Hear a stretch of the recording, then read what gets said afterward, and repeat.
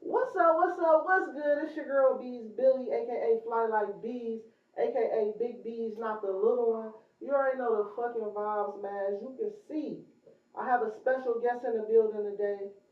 Teezy in this bitch. Yeah. Hey, listen, I ain't gonna lie. It's been a little minute though that I've been contemplating like cause I map shit out. People don't know I map shit out.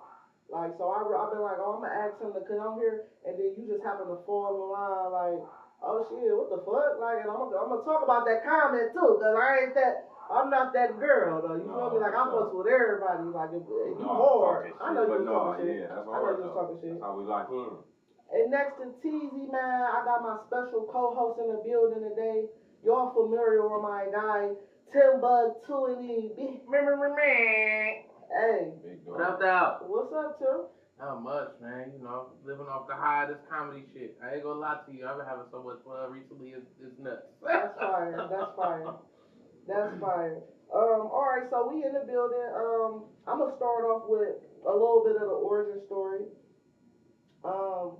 Teezy didn't know where he knew me from. Until I think today. Couldn't remember. He couldn't remember, but he knew it was so. I know her. I don't know where. It was school. I just didn't know what school. Right. I really assumed Empire or Collinwood. So virtual. It was after both of those. So yeah, it was virtual.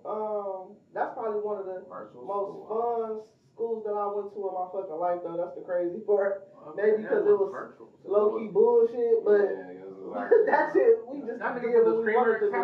Yeah, we definitely was at the first Streamer Academy. Yeah, like sit your ass on this computer, press these buttons, and you out of here. Me though, for a couple of hours, motherfuckers outside smoking, doing whatever, just different. Just doing whatever. Shout out to Virtual though. Let's not do them like that. Shout out to Virtual. I fucked with them people. Yeah, the same people. They gave a fuck. They did give a fuck. They gave a fuck. That shit just wasn't organized at the moment. And then I went to that bullshit high school, right?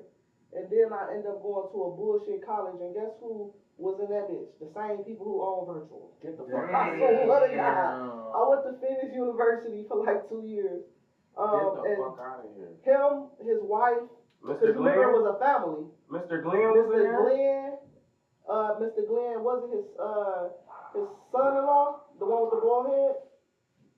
I know, and his wife, Schultz or something like that. Shelton, yeah, that's exactly. Him and his wife, they motherfucker was professors in that bitch. I swear to God, I can't make this. They running it. We about to, you know what? We need to make a school. Let's make a school. Fuck it. Say quit. You a teacher. Oh, I'll be a principal. Let me be the creative comedy officer, CCO. No, for real. So yeah, we went there. We went to virtual. I actually met you through your cousin, which is Taco. Yes. Shout out to Taco. I ain't seen her ass in years. I ain't seen her in a minute either. Yeah, shout out to Taco. I met you through her, and motherfuckers was in. But I'm gonna tell you some shit that you probably also don't know. He was one of the first motherfuckers. Don't even know this though. This is the crazy part. He was the first motherfucker who showed me how to do the iron on the shirts. Damn. You know that was your hustle back then. Wow. He was the first person that put me on to the game, to the sauce, like, oh yeah, get this, get that, da, da, da. I'm like, how the fuck you making your own shirts? Like, this back when I was probably like in the 10th grade. That's hard. So he like, oh, get this, grab that, da, da, da. I'm like, that. Ever since then, bitch been pressing her own shirts. So I swear to God, I upgraded the quality and what I use now, but he definitely put me on game early, though. That's how you know somebody that's showing love out of just that. I swear to God, though. Love. And I'm a inquisitive ass motherfucker, so I ask questions though. You feel me? That nigga coming at bitch every day with a fresh shirt though, with some different shit on that I know is his shit though. Like, hold on, how the fuck is you? How is you doing this though? You going to the gas station getting the $5 shirts? No, I was really going to the Asian people and getting them wholesale. It was like back then though. That's crazy. Yeah.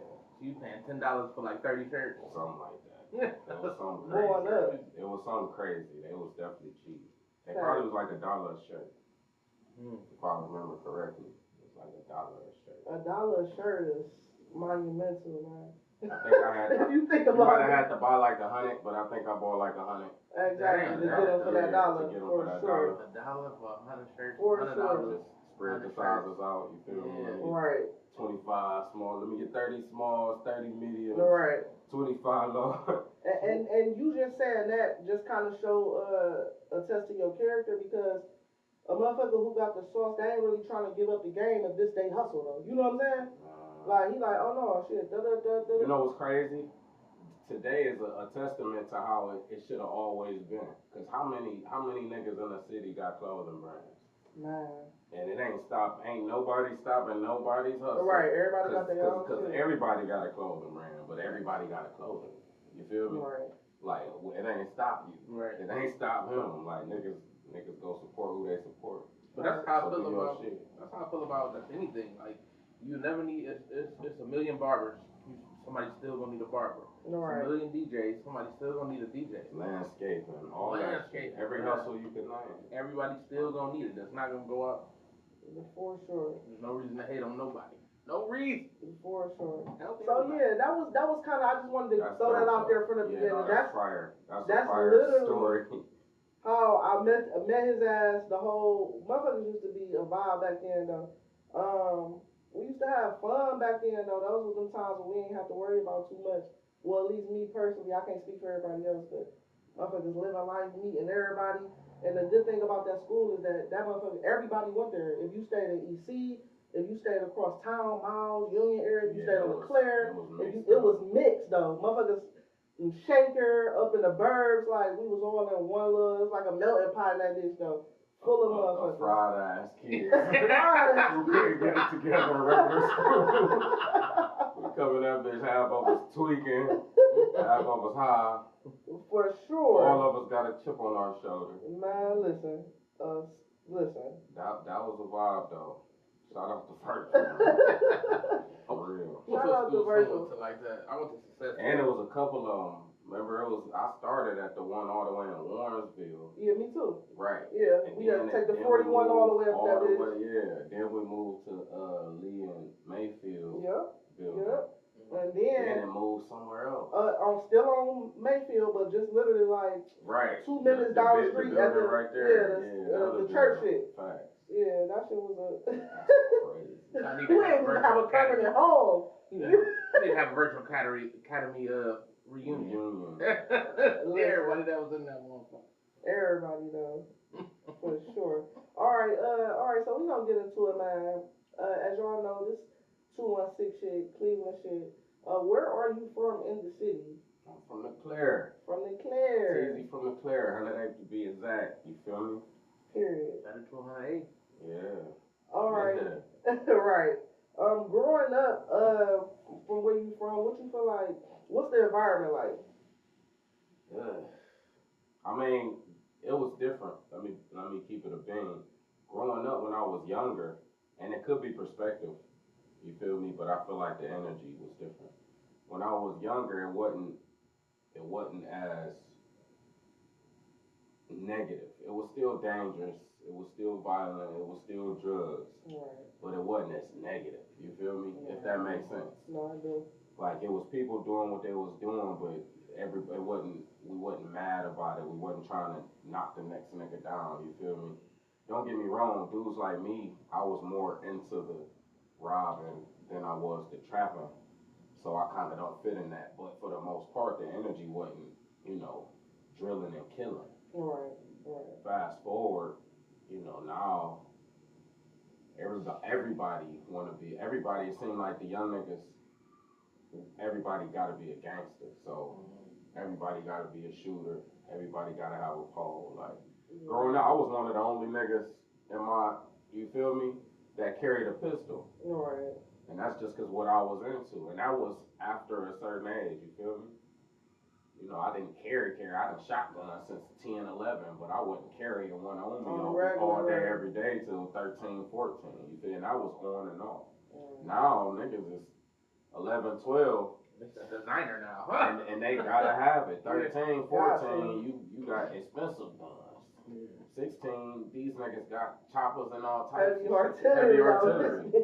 For real. So it's just it's a different energy now because it's everybody feel like this what they gotta have, and the culture influence it and make it real. We manifest that shit. So now it's niggas dying way more than they was dying then. Way more for sure. Tell my know. You got some shit though. I'm just gonna, you know how I do that. Yeah, for sure. My you shit don't have to stop me when cause I get to going. No, I want you to go because I'm gonna be honest. My shit is coming from when we talk about when we the get album. to the music. Yeah, when we get to the project. Okay. I mean, obviously, I could definitely talk about how we met.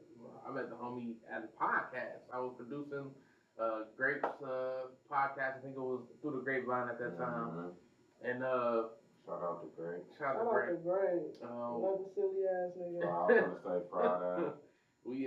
So he came in and just chilled and shit, and obviously don't nobody know how I get down until so they I'm actually on there. Get there, right? And this nigga just looked like he was a silly ass nigga. I was just like, I just like to have fun, bro. But it was a deep ass conversation because Grape got into all the everything, the background and stuff like that, and honestly just hearing him talk and hearing what he went through and how he handled it as a man growing up through all that, and it just was like, man, this nigga's dope, and it's been love since. Like, and every time I see him, like, this is like, what's up, dog? Like, it's just love, man. It's my dog. Love for sure. Yeah, that's fire though. I ain't even know. I swear I thought y'all probably knew each other from back in the day or some shit though. Just that love, yeah, just the love. It felt like it's been forever. Yeah, for sure. All right, so boom, you grew up on the 8. Do y'all call it the 8? I call everything that end in 8 the 8. All right. So I was born on the 101st. I moved on 108th, probably in like 98, 99. Okay. Yeah, and that's really when I start, I jumped off the porch. I had already jumped off the porch, but that's when it really started. You feel me? For sure. I was an outsider in the new ghetto, so I had to stick my chest out. You feel me? Right. And quickly became one of them, and then it was just like, this is what we do. My home, we outside. Right. Yeah. That's how y'all do it. Y'all stick your chest out. Be like, yeah, nigga, I'm out for 2, nigga. They be like, okay, well, we got you cool then. So true. Motherfuckers like try to try you. That's exactly how it goes. Same way in the joint. The same shit. I think it's just, I don't know, nature. Yeah. For real. So may I ask, how that translated when you happened to went in? Did it feel like the same, or did it feel more like a different? When I went in, it was a similar vibe. Like I had to show and prove. I was a little nigga. I went in like went to the county like 130 something, 140. So I'm doing push-ups. You feel? I could already fight. I was naturally a good, I was aggressive as a youngin, so I ain't really had them issues mentally, but I just knew this the joint. Right. And I was going to Mansfield. You feel me? I don't know if you're familiar, but Mansfield, like one of the worst prisons in Ohio. So I'm like, yeah, I gotta bulk up. I gotta prepare. When I got there, it really wasn't close to what I thought it was gonna be. A couple of my older niggas like, sit your little ass down. I'm like, I got a sock, big dog. That's really first time I got on the main compound. That's rest in peace, my nigga Bud, OG Bud, man, Bud and Dada, man. But I asked him, he was on the block and he kind of had the motion. You feel me? One of them niggas with the motion. I'm like, big bro, who I gotta punch? You feel me? Like I'm trying to rank up. But he like, nah, this ain't that. Like niggas already know who you is. Right. Sit down. Yeah, for sure. What was the first time you actually went to jail? That was my first. Well, jail or prison? When the last time you ever got caught up in the system? Period. I mean, not the last time, the first time. How old were you? I was 20 when I caught my real case. I had caught a couple cases before, but none of them led to no time. Okay. I got caught up with some gang activity. Around the time I was going to virtual. Okay. And it really ain't do nothing but put me on a gang file. And then I was not probation, I was on bond for robbery when I caught the case that I went down for. Right. So outside of that, I really ain't had no ring, juvie, you know, I started doing what I did, and it caught up to me. When you rob, you know, that robbing shit different, because it come with other shit, you know. Sometimes you gotta do other shit than rob people, you know, and that ain't always the best for karma. Sometimes you be leaving people in situations they might not get out of. All that shit, you feel me, catch up to you. So I feel like it was just my time. They sat my black ass down, gave me the 12 years and said, have a nice day. 12, so that's crazy. And then Cleveland came and got me for that robbery. I was on bond because I caught that case in Akron. I went to Akron to hit that lick, and Cleveland came and got me. When I got to Lorraine, ready to go up the road with the 12, Cleveland like, we need you too, fam. We got some time for you too. Dang. So Thank God they ran it. No, they ran it concurrent. Okay. Cleveland gave me 2, but they ran it concurrent with what I already had. So my time for Cleveland was over before I really even got bit home. That case was over with. So what clearly motherfuckers who got common sense can kind of like, I guess, assume what your lifestyle was to even have you lead to those situations. I heard you mention robbery a couple times. Of course, we don't want to know the details, you know, about that shit, but what made you have to even get in the field and even put work in like that? I think honestly nothing made me have to. I didn't have to. I ain't one of those niggas who came up starving. Okay. Granted, I had times where, you know, the heat was off. I had times where the food was low. You feel me? I had times after my mama's grace was ran out and she booted me, where I was sleeping on the floor and sleeping outside. You feel me? So my come up was rough, but it wasn't my jump into the streets wasn't forced. It was just by, you know, home, product of my environment. You feel me? It was just what we do. So, and then the money thing, it was more so like this is naturally we gotta make money, and naturally this is the way I see to make money. Going to get a job is, you know, my mama said, get a job or go to school once I turn 18.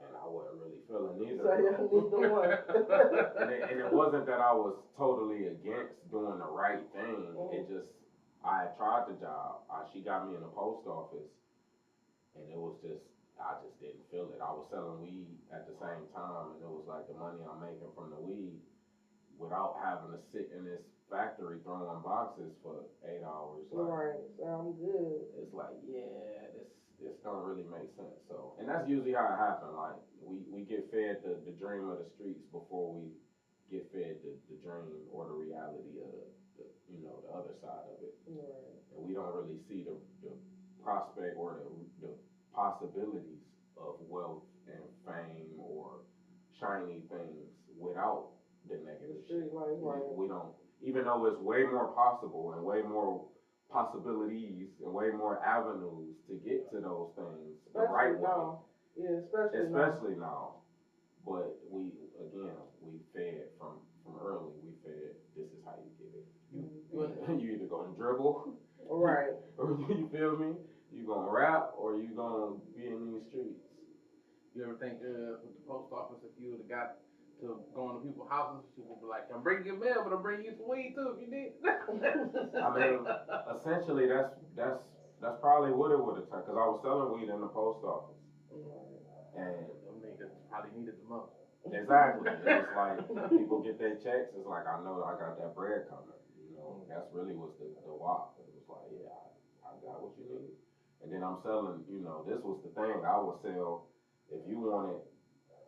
These people were saying, let me get $25 worth, and instead of giving them hey, you feel me? I'm gonna give you these couple nickels. You feel me? Or the same thing with an ounce. They get real serious then. Like, I'm gonna give you $100 worth of dimes. You gonna get these. You gonna get this 10 grams. That was definitely the hustle back then. You gonna get these 10 grams. You feel me? And I'm gonna need my 100 on payday. Oh, you was credit. You give credit. You was nice. Yeah, that was the way. I thought I used to probably get more credit back then. Listen, it was a job, so the money. You gotta see me. You got it. Yeah, it's like shit. And it wasn't, you know, as a weed. It wasn't like these is crackheads that's about to have to sell their house or something like that. Weed. So. Like hustling early for sure. Yeah, it's really just like I said, the streets just pull you in. You know, I wasn't no crazy hood dude. I was a smart nigga. You feel me? Right. But I was out there, and I wasn't no hoe. So eventually, I just became one of the ones. And I was naturally a leader, so that did it too a lot. Like when people gravitate to you, and then it's like the people around you. Like this is what we know as a collective. So I can't really pull y'all into nothing else. And I ain't really got it either. Even though I had more potential than a lot of my peers did. Yeah. And still, this is what we are. These the cars all of us got. I don't care how. Yeah. If you only got a couple twos, a couple threes, you feel me? Right. You ain't got no face cars. Like it ain't much you gonna do but play your hand. Now, I'm not gonna go too far into the album, but because it's mentioned. You had said you pushed the whole QP in a day. Yeah. That's a lot of doors. No, it wasn't no doors. Well, obviously, it was from Glenville Plaza, the old Glenville Plaza. Okay. Not the new one. All the way to my block on 108 in front of Fred's Corner Store on the like back and forth. I got that far. This what happened though. I was living on Miles. I ain't gonna say his name, but my big cousin, he basically had us over as it's like his bodyguards for the summer because he came into some bread and he had shit going on. So he like, I know what y'all into, y'all with me type shit. Y'all ain't doing shit but running the streets anyway. Come live a different life and make sure my shit's straight type shit. And if anybody play crazy, you know. But long story short, fast forward, he got tired of us being there and felt like he didn't need us there no more. So he sent us on our way and gave us all a QP. Oh yeah. So you know, like he wasn't trying to leave us on our ass. Right. So I was so much in hustle mode and salty for real, because this was around the time I was kicked out. So I really ain't had nowhere to go. Like I'm like, man, this shit. So I just got on it. I sacked out, went to the corner store, got my baggies, sacked up half of it, got out there, and that shit was. Going. I'm talking about going. And there was some good bud. This was back when that sticky shit, that I don't know what it was, but it was like real green or real like sticky, like I'm talking about stick to your fingers type shit. One of them ones back then. It was like some shit. Dro at the time. I ain't gonna lie though. It was before Dro. It was well before Dro, but it was selling itself though. I don't know if this ain't incriminating. It's so old though. I'm never gonna forget. It was you and this nigga named Meech though. She said this ain't incriminating. It's not. It was you and this nigga named Meech though. I swear to God, these niggas, they had some of the probably, you know, and I was from a whole different side. I was from this side, EC, but I lived, you know what I'm saying, across town. Fire ass bag though. I swear to God. Listen though. You said Meech? You and this nigga named Meech. Meech was from Shaker. He was like from up in the Birds. You know what I'm talking about? Yeah, I know what you're talking about. Shout out to Meech. But we had ended up into it. Damn. During school. Damn. I think we ended up. My weed better than yours. We ended up being cool. But these two. But you know, he was like a real flexy ass. Yeah, for sure. He was definitely like that one of them flexing ass niggas for sure. One of them suburban kids that still mixed with the street life a little bit. Oh, that shit used to blow me. Like, nigga, you from... Back then, that shit used to matter to me. I ain't know it was gangsters everywhere. Now I respect every hood. Back then, I don't... Nigga, you spoon fed. If you wasn't from my ghetto... If you wasn't from the Glenville area, somewhere on the Clair, somewhere in EC, somewhere around... I don't think you was about shit. I'm like, them niggas is shiesty and but broke. Alright. Them niggas just flexy and scary. Them niggas ain't gonna bust a grape. They sell a little dope, but they ain't gonna bust a grape. You feel me? And them niggas just bums. And you feel that's just what it was. I'm like, we the ones. Like, nigga, you gotta see us. We the city. Yeah, I think a lot of people from like our type of you know what I'm saying, environment had that mindset for sure. Yeah, everybody probably feel like that about their ghetto too. Yeah, Though. for sure. You feel me? For sure. I'll be honest. So I grew up on Lee Road, Targeton, and that's where the nigga was from, wasn't it? I don't know. I think they was was somewhere up there. I know they went to No, Shaker. he was from he was from Shaker. He lived over there. Okay. He was from Shaker though. So you right. I think. Shout out to him though. This ain't no diss, man. No, for sure. This definitely ain't no diss. Look, back then I didn't like you. Not gonna lie. At that time, but he was on the shit though. Nigga, he was about some money. That's for sure. Definitely. I had moved from over there to 105. Mm-hmm. And I was like, this shit is worse than where I was from. Oh, no. And that be the thing, niggas be knowing. They be like, oh, no.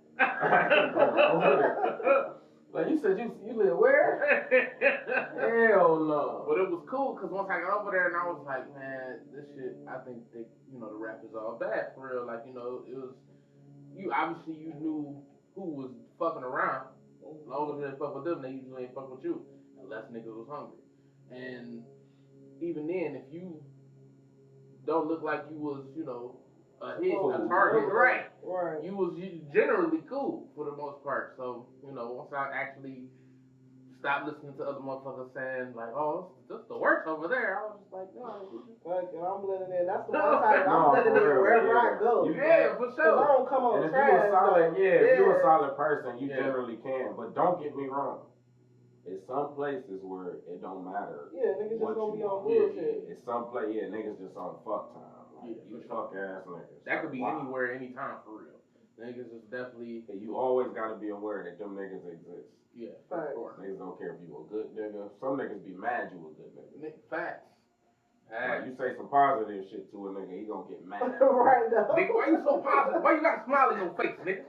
Like, damn, nigga, it's a sunny day. Oh, nigga, you don't see that one cloud, nigga, you can't find for that one cloud, nigga? That's the danger of changing. Like, cause I'm a different nigga now. I used to be a whole different nigga. Now I'm trying to stay free. Don't get me wrong, I done been to a place a couple times that I shouldn't have got to since I've been home. But for the most part, you're not about to give me that. You feel me? But that's the scary part, cause there's niggas out here who don't give a fuck that you on the right thing.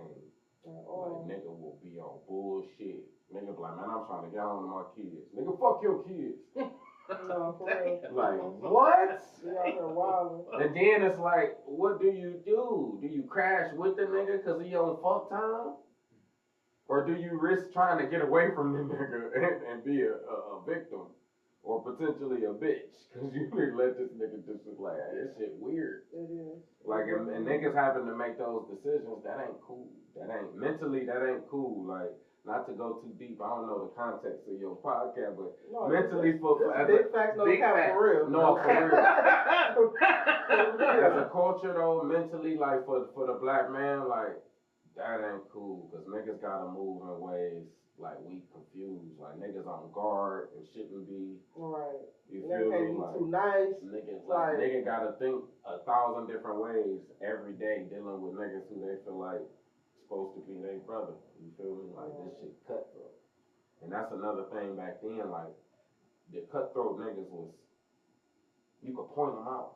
You feel me? Like, I got a look to them. I got a couple niggas on my list from my ghetto from back then. If I said their name, everybody from around the web, oh yeah, that nigga. You feel me? And that was them though, and there wasn't too many other niggas you had to worry about. Like, oh, if that nigga come around, he potentially gonna try to steal something. If you hit a lick with that nigga, you better make sure he on. You feel me? Like, nowadays it's like niggas be trolling and don't even be trying to. It's shit. It's regular for a nigga to backdoor you. Like, these niggas rapping about backdooring each other. I was about to say it's regular to the weirdos though. No, for real. But it's like the real weirdos who stand on business and like really got like still honor like values and morals and shit like that. It's like you're a rarity now. Like it's like you're the weirdo now. Yeah, like that's the point I'm making. Yeah, for sure. It's definitely. But, you know. I don't even want to say too much because I know my ghetto be feeling, but shit. Man, there's so many rats in my ghetto. It'd be like, if I come around and say I don't fuck with such and such and you fuck with them, now you looking at me sideways because you think I'm looking at you sideways, even though I am. But it's like, nah, I don't even feel comfortable with Right. niggas. Cause there's so many niggas that, again, that's another decision niggas shouldn't have to make. Right. Cause you became a fuck nigga, but you was my brother. Honestly, easy decision for me. I'm not fucking with you. Mm-hmm. But a lot of these niggas ain't come from that. So now you got a bunch of mixed breed ass little niggas Right. walking around with mixed loyalty to the streets until they bro. You feel me? Like, and they becoming all types of shit they shouldn't be. None of shit twisted. So let me ask you this while we on this, while we in this space right here. What do you feel like what's the importance, or just like what's your opinion on motherfuckers still being in the ghetto, knowing that they trying to elevate somewhere else in life though? You know what I'm saying? Clearly you not the same person that you was back then. You got shit going on for real. You got different ventures, you doing your businessman shit. Like, do you still be in the ghetto? Do you still think that it's beneficial for you to even be in your ghetto anymore? I think it's beneficial to my ghetto, but I don't think it's beneficial to me. I think it's beneficial to my spirit when I do visit my ghetto. But I'm always cautious with how a lot of my guardian angels is gone. You feel me? So I used to visit the ghetto under the comfort of knowing I got niggas in the ghetto who still of the ghetto, who still gonna have my back and have their ear to the ghetto, and if I need them to get there, it's they gonna get there. But a couple of them niggas locked up, a couple of them niggas, dead and gone. Rest in peace, my niggas. So I move a lot different now without having backup, so to speak, because it's like I don't know who is who. And the niggas that I trust from my ghetto, don't get me wrong, there's a lot of niggas I love in my ghetto, but I don't know a lot of niggas, and a lot of niggas don't know me. A lot of niggas in my ghetto was kids when I went down. Right. You feel me? So it's like I always keep a mind open to, like, these niggas might not fuck with me the way I fuck with them. You feel me? And that's anywhere you go. Yeah. So, but niggas always die where they from. So, and that was my whole point of asking. I know, that yeah, that's what I was finna get to. Like, I know that, like, and I'm aware of that, and I know it's potentially a nigga from where I'm from that hate my whole soul, even though I ain't got a stain on my record. Right.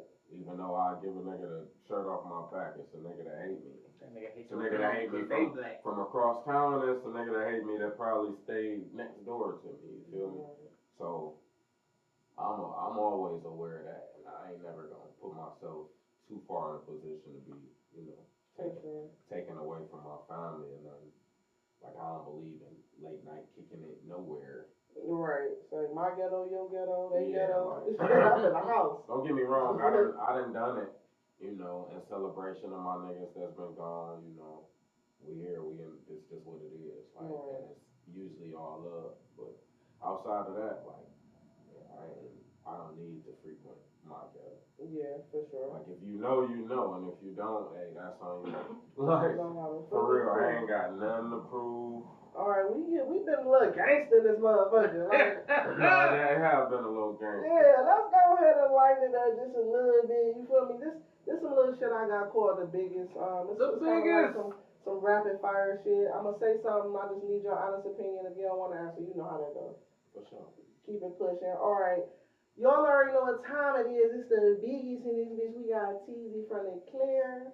I want to know, what's the biggest lie you ever told? I don't really lie, man. I would have to really think hard. It would probably be as a kid. For sure. I respect that. For I real, understand. I'm a blunt nigga. It's hard for me to lie. Like, I gotta love you a lot, and the lie would have to be because I really don't want to hurt you. No, right. No, for sure. This nigga is really blunt. That nigga, I was on stage doing my fat jokes, and this nigga said, "All right, Tim, enough on you, please." I'm like, damn, wait, this is another story I don't remember. I gotta chill. I'm dead. The biggest misconception about Teezy? That I'm aggressive. A lot of people be like, "Oh, you cool. I thought you was mean." Like, a lot of people say they think I'm mean. Yeah. Probably if I was just like somebody who was just seeing you, just like how you move, just like Period. I wouldn't say mean. I would say more like militant. And that, I was finna say that, like, Yeah. I'm militant in a lot of ways just because of, you know, my discipline and doing that time and Right. the way I just structure myself to get to where I'm at. But outside of that, like, I'm a chill dude. Right. Like, I be Chilling. chilling. Like, I don't be wanting no problems. Like, I can talk to whoever. Like, I get that from my daddy, long live him. You feel me? Like, I can have a conversation with whoever, like, about whatever. You went to Africa or something with your dad? Yeah, me and my sister took my father to Africa. We definitely gonna get into that after this, but I saw some shit a little bit ago. I'm like, that's dope as fuck though. For sure. Go to Africa with your fucking parents though, like. Yeah, I wish my mama would have been able to go, but she left the country before I got free. My sister took her to fucking Abu Dhabi and all that. Yeah. My sister will travel, so. Yeah, fire. That was my inspiration. And, you know, fire. But we'll talk about it. All right, what's the biggest bag you ever touched?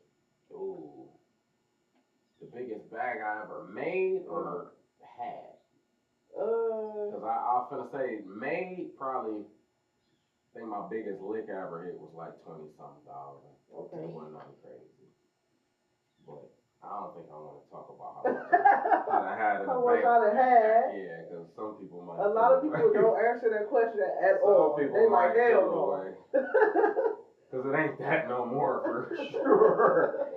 But yeah, I done been in a position to brag before, just, you know, off a couple moves. Yeah, for sure. But yeah, we gonna get to where I'm like, yeah, I got a M&1/2 right now. I'm about to. Period. Liquid. Yeah. When I get there, I'm a talk. You feel me? When it's consistent, I don't even like talking about what I had. I ain't gonna lie. That's when I be trying to shut up. Yeah. This when I got the little 20-30. I'm like, yeah, I got a little turn 30. Yeah. You would never know when I hit the motherfucking $500,000. That you would never know. Y'all still got that little 10, 20. And that's really how it was too. Like, right. You feel me? But over time, shit, you know. Yeah, for sure. This shit about to be different real soon. No, for real. This shit about to be different. What do you feel like as of today? What is your biggest accomplishment? Being a father. Fire. Being a father. I think being a father, even before my son was born, raising his mother's sons. When I got with her, she had 2 boys that I was raising. Okay. But 4+ years before my son was born. Yeah. And that experience, and then of course having my son, it's humbling, you know. It makes you think way more about something other than yourself. Yeah. You feel me? Like, it's like, I gotta get home and be different. Like, don't get me wrong, it make me more on edge because I'm more clutchy thinking about having to get home. So if I feel like I'm in danger, I'm quick to, you feel me, get on offense. Because it's like, no, I gotta get home. By any means. My baby waiting on me. Like, my stinker butt at the crib waiting on me. Ain't no way in fuck you stop. And that's the police, a nigga, whoever. Like, I'm going home to my baby. So it give me a certain drive. It changed me for real. I see that even like you said with even other kids. Mm-hmm. I was on randomly on one of your lives, and I think your sister was on maybe her kid's ass or somebody else's. It might have been somebody you was like, look, just send them over to me. Yeah. I'm gonna get them right, make sure they cool. For real. Let them be all punishment with me. Teezy seemed like the type of motherfucker where it's like, all right, I'm gonna call your daddy. Motherfucker instantly straighten up, like, oh. That's what it seemed, that militant vibe. It seemed like that though. I'm gonna call the teeth. I feel like that's necessary. Absolutely. That's something I didn't have that I wish I would have had. You feel me? My pops left around when I was like 6. He wasn't all the way absent, but he was gone after 6 and in and out. You feel me? Until I was maybe early teens. We got back acquainted for real, but outside of that, it was Dukes. Don't get me wrong, Mama straightened me out. Yeah. Mama whooped my ass, but it was Mama, you know. And after a while, I felt like I had to protect Mama. So your discipline only went so far, even though I respect and love the shit out you. You feel me? Like, I became what I thought was a man early. What I thought, you feel me? Like, no, I gotta go get my own. I gotta have this. If something go wrong, I gotta make sure, you feel me? Like, so that made it real easy for me to come into. For sure. For real. We still good. I have to switch the audio first. We still good. But alright, so let's get do I got another one on the biggest? Alright, let's do two more. What's the biggest lesson you learned in life? I don't think I learned it yet. I don't know. The biggest lesson, I don't think I learned it yet. I think the biggest, one of the best tools I learned is risk versus reward. You know, that's putting everything you do on a scale. It's like, what you risking versus what you stand to gain. Right. And if that stand to gain ain't significantly higher than what you risking, toss it. You feel me? I learned that in prison. Like, as an adult, that's something we wasn't really taught coming up. A lot of us wasn't. Like me, not to get back to the origin and the joint shit, but coming up, I didn't know, I promise to God, I didn't know I could get the kind of time I was looking at for doing what I was doing. Right. Like, and I can't, let me not say I didn't know, but it wasn't something that resonated as I was doing it. Like, I never really went into a robbery or shooting my gun or, you know, anything illegal or selling no dope. I never went into it like, I could go to prison. Right. I could be taken away for X amount of years. Like, I know if the police come, I gotta run. Right. Right. But it wasn't nothing that really, and I think niggas don't talk about that, but I think that's something that a lot of us experience. Like, we don't really, it don't resonate. Like, we ain't thinking about it. Cause if you is, that's, like, if you got a job, like, you somewhat know the rules of that job, and you somewhat got the fear of breaking those rules because you want to keep that. Yeah, exactly. And even if you do break those rules, you're gonna find certain ways to get around it. Finesse the system. And then you're gonna still have that healthy fear of getting caught. You feel me? It ain't the same in the streets because it ain't really a rule book. You don't get the law handbook when you sign up for the streets like you do when you sign up for a job. You feel me? You don't get the F1 versus F this and what you feel. You don't know that if you go tell this nigga, give me your money and make him move from here to here, you a kidnapper now. Yeah. That's so like I got kidnapping on I'm a whole kidnapper. Don't get me wrong. We got caught. It was 5 people duct tape in the house. Damn. So it's a little more kidnapping on my end. But they could have said that if I would have just moved you on the sidewalk from here to here. Yeah. And I didn't, of course, the way we think of kidnapping. I'm putting you in the trunk, taking you somewhere for ransom. Right. Right. I'm like, how the fuck I get charged with kidnapping? This was at their house. Right. Like, in their shit. In their bed. They literally laid across their shit. Damn near comfy. You made them roll over. That's kidnapping. No, for real. I think it's like 2 feet. If you make anybody like. Or if you make anybody do something that they don't like, they can charge you with kidnapping. And that's one of the charges. Shit, look, no. Shit, motherfucker, you can fly with y'all and get charged with trafficking. Oh, yeah. Like, this shit going on. They playing crazy. Yeah, this shit going on. They know how to finesse these laws to keep a nigga. Facts, though. Yeah, Facts. All right, last one, man. Who do you feel like is the biggest in the city? You can take that context however you want to take it, music, business, whatever. But who do you feel like is the biggest in the city? You know who you about to say. You know who you about to say. Biggest, the largest. No, that's tough right there.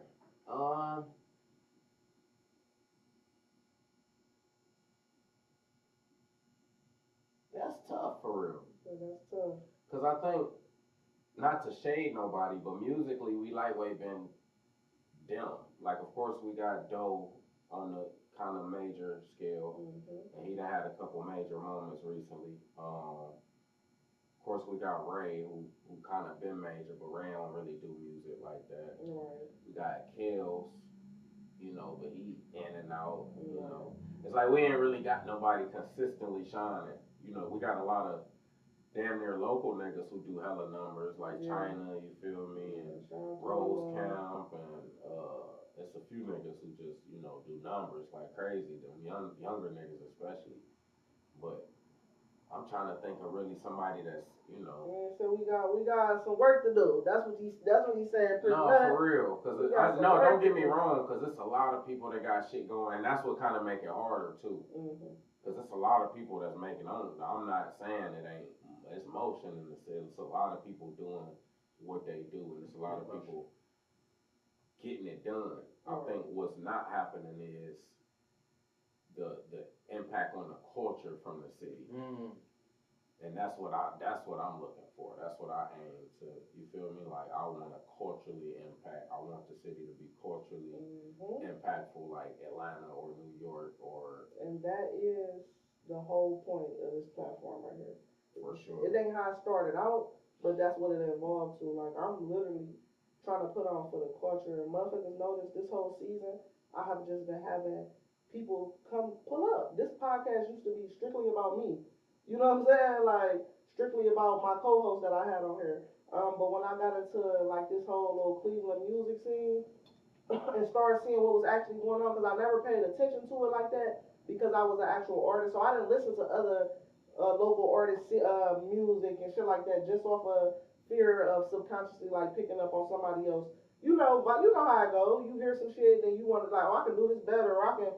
So I stayed away from like the locals up until maybe 5-6 years now, and we are so motherfucking talented in this city. It's crazy. I push niggas to, cause the music is there. People think that I'm judging people off their music, or it's really not about the music. It's about the work that you put behind the music. Right. You know what I'm saying? That's mainly what I'm campaigning for. Like, no, nigga, you got a dope sound. You got a dope. You know what I'm saying? Like the record is cool, but what is you doing with the record? What is you doing with the brand? Like, is you actually trying to motherfucking take this shit further than actually fucking these little warts and this motherfucker? Like, motherfuckers don't understand that I created this podcast not for people to watch it that's in the city, but to give motherfuckers an outlook that don't know what's going on in the city. You know what I'm saying? To just like broaden the spectrum and the horizon. Like, yeah, let's turn the fuck up. Like, come. I don't give a fuck if you coming to do a rollout. If you just want to get some shit off your chest, if you just need a motherfucker to talk to today. Like, this what this seat is for, though. You know what I'm saying? I'm in my interview bag now, but that's not really what I be on this motherfucker. I'm not even an interviewer. Right. You know what I'm saying? Like, yeah, she one of the best interviews I've ever had. I'm trying, because I'm staying consistent. You know what I'm saying? And trying to, get there. But this is really just like some therapy shit. It's like some, you know what I'm saying? Like mental break from whatever you got going on outside of here type shit. That's where it's at. So yeah, we definitely need to enriching the culture in this motherfucker for sure. Cause like you said, we got the ingredients. I just don't understand why it's not. I think coming together. Yeah, like, a lot of the issue is, and not to. I used to be heavy on, like I said, I was blunt, like, and that's a lot of why I ain't further in Cleveland as you would think, even though everybody know who I am. Like the tastemakers and the who's who in Cleveland don't embrace me as much because I used to be on niggas' ass, and I still feel like the tastemakers of Cleveland is not doing what they could do. I ain't gonna say they ain't doing their job because they still got their job and they know their job better than I do. Like I ain't that nigga, but from my perspective, from what I would like to see is a mix up of the representation of Cleveland. Like you got niggas like, and this ain't just for me, you feel me? But niggas like me, or even me specifically, because I am like, you got niggas who got fan bases, you feel me? Who got different sounds, got their own sound, you feel me? And got real life stories and real life power behind what they saying. And it's like, if y'all rally behind niggas like me, you feel me? Along with the niggas who just making what you feel like is gonna pop. Right. You feel me? We have more impact and more potential to be a name in the city, but it's like we chasing what everybody else is doing, and then the shit end up being too late. You know what? Like I feel like we be too late with a lot of our shit. Yeah. Like, you know what? I thought exactly what you saying right now. I'm sorry to cut you off. No, you good. Exactly what you saying right now is exactly how I thought before I got in the field, though. Mm-hmm. Once I got in the field, I'm like, oh, hold on. No, it's the niggas who feel like the niggas who chasing waves of everybody else. Those are the niggas who everybody is showing attention to because they not getting in the field. They not seeing what's really out there. It's really niggas out here creating, like you just said, their own sound, their own, but they not even worried about what's on the radio, what's in Atlanta, what's in New York. You feel me? They don't give a fuck. They really stand true to what they got going on, though, and it's way more than you would think. Like, way more than you would think, though. And I used to be shallow like that, thinking like that, though. That's the thing, though. It's like, if the city would put more light on niggas who doing that, it's like because you never know who gonna pop, and a lot of the traction niggas get is because they city be behind them. Don't get me wrong, I done had moments where the city was kind of behind me, but for the city to really be behind you, the tastemakers of the city gotta be behind you. So they gotta be putting you. You feel me? Like I ain't never solely been on one of. I mean, just hearing the conversation, I feel like we got so much here that nobody knows who to get behind. Like I feel like there's so much talent that everybody does. You know, everybody already everywhere though. It is, but like we are already a creative city. Like we are artistic. Like there's art all through this motherfucker. Mm-hmm. So there's a lot of appreciation for any type of art. Period. So somebody will see somebody doing something, oh, that's amazing, but then they'll be like, well, they doing that too, so should we get behind them? Or, and then they'll be like, you know what, let's just take a step back and watch it play out. And then it plays out to where neither one of them makes it. Right. And not to say it like they don't make it, but it's just not, like y'all said, culturally defining Cleveland, essentially. Because, I mean, there's really, if you think about it, we don't have a defined sound. We don't have a definite sound. We don't. And that's what I love about it, though. Facts. Everything that everybody be trying to run with, I don't know if, like, I'm a contrarian. I don't know what they want to call it. I always play devil's advocate. I don't want niggas to be all running with one sound. That shit is boring. You feel me? Like, sure. I want to be able to go to listen to you when I'm feeling this type of way, when I'm in this type of vibe. And I want to listen to you when I'm on my get money shit. I want to be able to listen to you when I'm out in the club. That's what Cleveland has to offer, but that ain't what Cleveland is offering. Yeah. What Cleveland is offering is the same. Like I said, we trying to get behind whatever the wave is. Let me ask you this, tastemaker. What, in your opinion, not who, but what do you feel like? What positions are tastemakers in your opinion? The radio DJs. Fuck the radio. Next. The regular DJs. And you need them. Maybe the promoters, the top promoters. All right, let me ask you this. When the last time you listened to the radio to hear like something that you haven't heard before? I don't listen to the radio at all. My point exactly. When the last time you listened to the radio? I mean, it be on, but I ain't listening for something I ain't heard before. That's all I'm saying. We focused on shit that we don't even consume or pursue. I can't remember the last time that I listened to the fucking radio to be like, and you know what platform I'm on. You know what I do. I got the report card on. I'm not listening to the radio. You're right, but you're wrong. Listen to this. All right, let me hear it. Because the listening to the radio is only part of it. Like, yeah, the radio got the radio, but the radio also controls a lot of the music business in the city.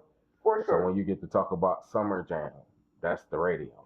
You feel me? Okay. What's stopping us from creating our own Summer Jam? Ain't nothing stopping. That's all I'm saying. Fuck who tolerate us. You know what I'm saying? Fuck who tolerate us.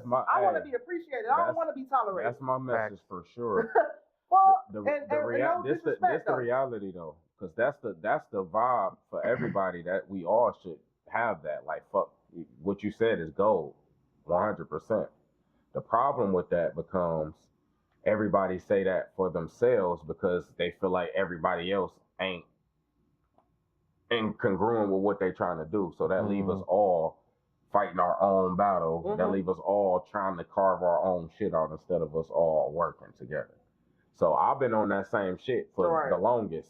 Like, that's my motto for real. But what I've noticed in it is it's not necessarily gonna get the city nowhere, and it's not helping me get nowhere in the city. Not that necessarily, like you said, I could say fuck this. Like I really don't care if the city is behind me culturally when we get to talk about tastemakers. Like fuck them niggas. Right. Like, Right.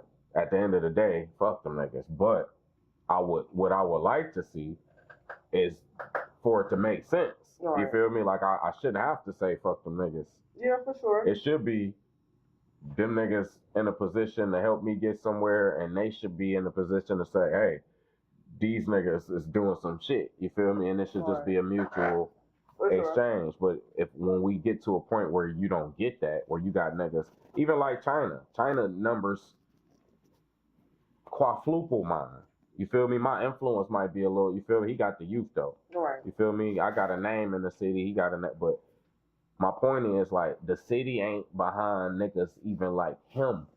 Yeah. And his numbers is, he can battle with some of the industry niggas on numbers. You feel me? Like I done seen this shit. So when you get to seeing shit like that, it's like, well, what are y'all looking for? And that's when it becomes a problem. It's like, who are y'all getting behind?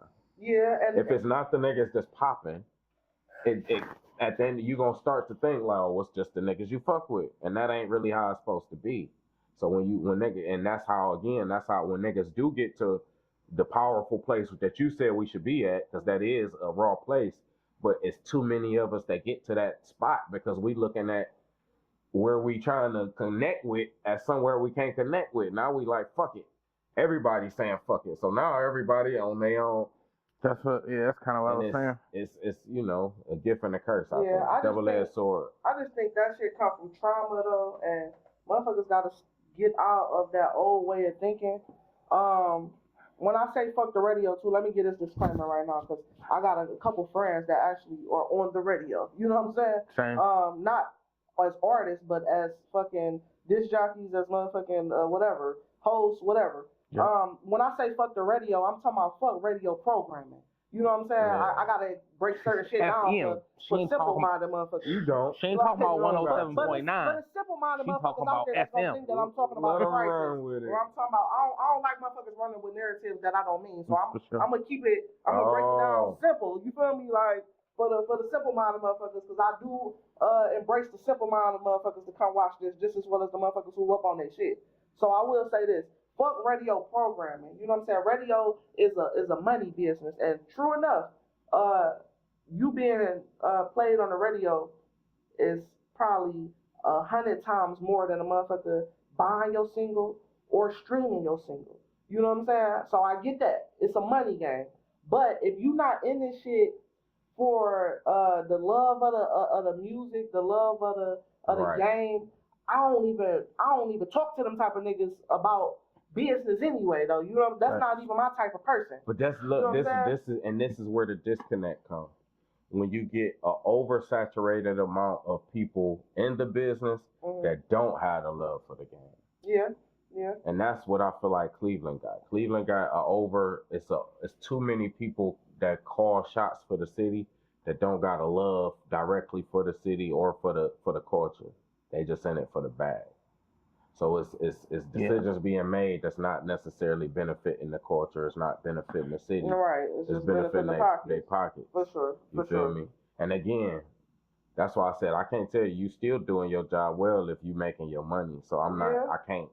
I can't knock it. I'm gonna tell you a corny dude. I don't like you personally. But get your money, my nigga. Yeah, like, I can't knock your hustle. By any means. But I feel like niggas shouldn't be in the way of real life. Like hip hop's supposed to be a growth thing. You feel me? It's supposed to be something for us to, like you said, escape. All right. Like hip hop is supposed to be culturally uplifting for us. Yeah. Even if the music is painful sometimes, it's supposed to be an outlet.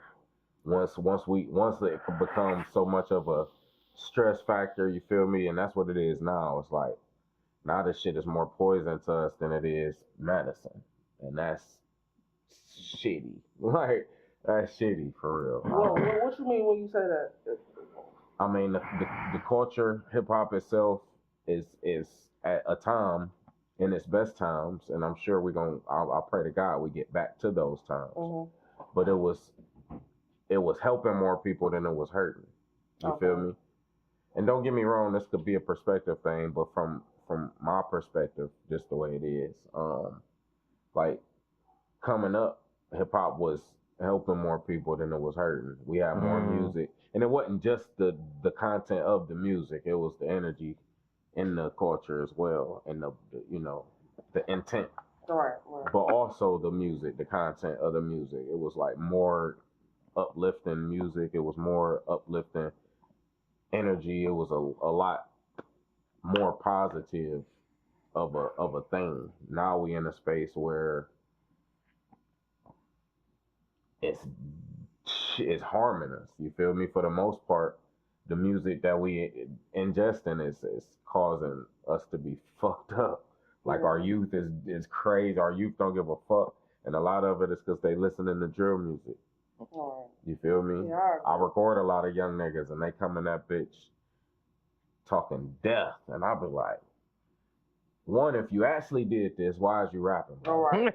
Why is you rapping? Two, if you didn't, and if you didn't do it, why the fuck you want to rap about it? Like, so it's a double-edged sword, but that's what's in now. That's what's cool. And like we said before, like we was talking about how the ghetto is different, the culture, and they are, the energy in the hood is different. It's like, that's one of the main things. And it's always going to be what came first, the chicken or the egg. Right. We always going to have that debate, but nobody can debate that that's fueling what's going on. That's non-negotiable. Like, you can't. It's definitely fueling certain shit. I just be trying to get to the deeper root of it. It's like, all right, yeah, the music is, but if a parent is, I ain't gonna say relying, but if your existence in your kid and your children's life is not stronger than the music that they're intaking, then that's where the issue starts. You know what I'm saying? Like, we can't expect everybody to be role models and shit that's making music. Some people just want to get their shit off their chest. The one of the big things is a lot of, as we get older, a lot of the parents came up on the poison. Like, as the culture shift, the people shift. You feel me? And it could be what came first. You could say, the people shifted first and then the music shifted. Right. Like, and then we could say, how the people shift? Could be circumstances. Regardless, though, the music shifted, and that we know for sure scientifically influenced the mind. Like, for sure. Like, it ain't no. So when you get the music that it used to be fun. Going down, baby. We used to and in my Air Force Ones. It's the packaging though, right? We used to no, for sure. And I'm not saying I'm not but again, shit, but they packaged it different. But that it's not just the packaging, was the energy though. Okay. Cause I can package shit. I do the same shit now. I package it different. You might think it's positive, but I done said some shit. Right. But it's the energy. Back then, like, I was in the streets, but we having fun. You feel me? Like, it ain't no, my vibe wasn't negative. Right. I might say some real shit. Like, yesterday I sold a brick and robbed a nigga. Like, but I'm happy. I ain't. That's what I'm saying. It's still detrimental though. No, for sure. But what I'm saying, influence that package is the energy, the depth of where that packaging come from is the energy. You like, already because I'm in a good space, I was able to package it. These niggas now is in a whole different. You feel me? Niggas ain't having fun. Niggas now come to ain't no such thing as house parties no more. Like, niggas go to the club. Niggas go to the club. Mean mugging. Exactly. Trying to get the pistol in. Like, don't get me wrong. We had times when we was trying to get the pistol, and it got to that. But it was as the time progressed, and and again the energy shifted, and now everything is about being. So I feel like this shit is completely different. Like, the energy in the music is completely, and that's why I made that disclaimer before. Like, it ain't necessarily the content, it's the energy. All right. Because just like the freaky shit, like a lot of y'all had songs talk about, and we used to say it too. Like, y'all was talking freaky shit, like. But it wasn't as vulgar. You feel me? Like, it wasn't as, exactly. Like, we saying the same thing. Like, it wasn't, it's like, now it's like shit is just like, and I guess that's my point though. Like, and we saying the same shit, but you just saying it different. But no, that ain't, and that's why that's it's where the same shit. But no, that's where we split though, because niggas wasn't saying what niggas are saying now. Niggas, and I'ma use me again. Cause some niggas look at me as a gangster rapper, and some niggas look at me as a positive rapper. Right. And you get a good split of people who look at it that way. But that's because the way I package it. Right. You feel me? Right. And I do a lot of the shit they did then. Like I'm intelligent. I'm get my message off without being overly whatever. But I'm still saying some shit. But the shit niggas are saying that, like, you not back then niggas wasn't making. It wasn't a such thing as drill. Like now you have bars of niggas literally rapping bar for bar about just killing a nigga. Like, I sat on the block and I bust on the op and I knocked out his top and I did it. I'm talking about bar for bar. And then don't get me wrong, block, you might have had a song back then where a nigga talked about, a nigga got shot. It's just so because it was real. A nigga got shot. But I wasn't glorifying the nigga that got shot. I might have been glorifying being a gangster even. But I wasn't making music fictitiously about gangster shit because I found it entertaining. It was, this is the lifestyle we live in, so we putting it in the music. Now they're making music about the lifestyle, even if they not living or it. They're actually intentionally going to live the lifestyle so they can make music. Yeah. So that's what I'm like. That's the split right there. It's like niggas wasn't trying to. Like, this shit wicked it now. It just happened, and then this shit just happened. This shit. Now they making that shit. This happen. shit. Like, I used to only rap because I wanted to diss the other hoods. We used to beef with other. I ain't gonna say that because some niggas might still feel away. Niggas, no, hold on. Niggas know that holy music. Niggas still be salty about some of them diss tracks. But for real. But that because I wanted to diss. The ops back then. Right. If we had the term ops, that's what it would have been. I was dissing the ops.